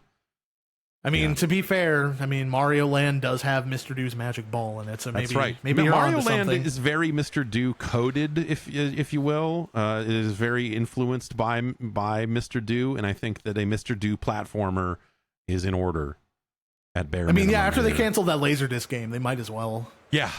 I mean, I hope that we eventually get like the Digital Eclipse Mr. Do collection Yeah. where they find the Laserdisc game and they can really put all that stuff out there. I would have to check out a Digital Eclipse Mr. Do collection, wouldn't I? Yeah, I think everyone would need to. I think that would be a really amazing. The first and only entry in like the bronze label, the copper label, Copper Master. Dirt label. Dirt Master. He Yeah. loves to dig in the dirt, and so we've come up with a new term for this one. Comes with free cherries. Yes. All right. I think that's going to do it for us here. Sebmal can be found at twitch.tv/Sebmal. When are you streaming next? What time is it? Like in 10 minutes? Oh, okay. All right, great. Fantastic. Well, go over there and twitch.tv/Sebmal, watch the show. MrDo.pro, patreon.com/Sebmal. I have many URLs. All that great stuff. You can find me on the internet on the internet. Oh, the computer? I've heard of that. I'm on the computer. And you can find Some me sort of Cyberman. Yeah, dopeassvideogames.com. We'll get you there. There's all sorts of stuff like that. And I'll be back tomorrow with something. I don't know what. Something. Probably Mind's Eye. Yeah, maybe we can all finally find out what the hell that game is. We'll probably have to find out what the hell Mind's Eye is. I'm going to go download it on the other Sub-only chat, paid actors only. Exactly. Yes, definitely. Thank you for coming on the show. Yeah, thank you for having me. Yeah, great to have you. We'll have to have you come back through sometime. And anytime. Love to. We can really get to the bottom of this whole Kirby's Pinball Land situation. I get to the bottom regularly because you make one mistake and you just die. Well, if you just were to, I believe the phrase is "get good." I am good. I mastered that game. I have every retro achievement in that game as well. Yeah, because you're a copier. You're copying me. Stop it. No, I did it. It took me way less time than it took you. That's all I'm saying. Yeah, well, you cheated. All right, fine. You got me. The retro achievements cheater. I'm calling RA cheats. I know a guy. Oh, damn Get this it. guy untracked. All right, that's going to do it for this week's show. Thanks everybody for coming through, and this platform that we've streamed on seems like both better and worse in a variety of weird ways than the one I usually use for guests, but this is probably Ain't that the case for everything? Yeah, man, it's like 2 steps forward and 5 steps back, but I don't know. There's a whole thing, but that's going to do it for us here. Take care of yourselves. We'll see you next time. Bye. Later.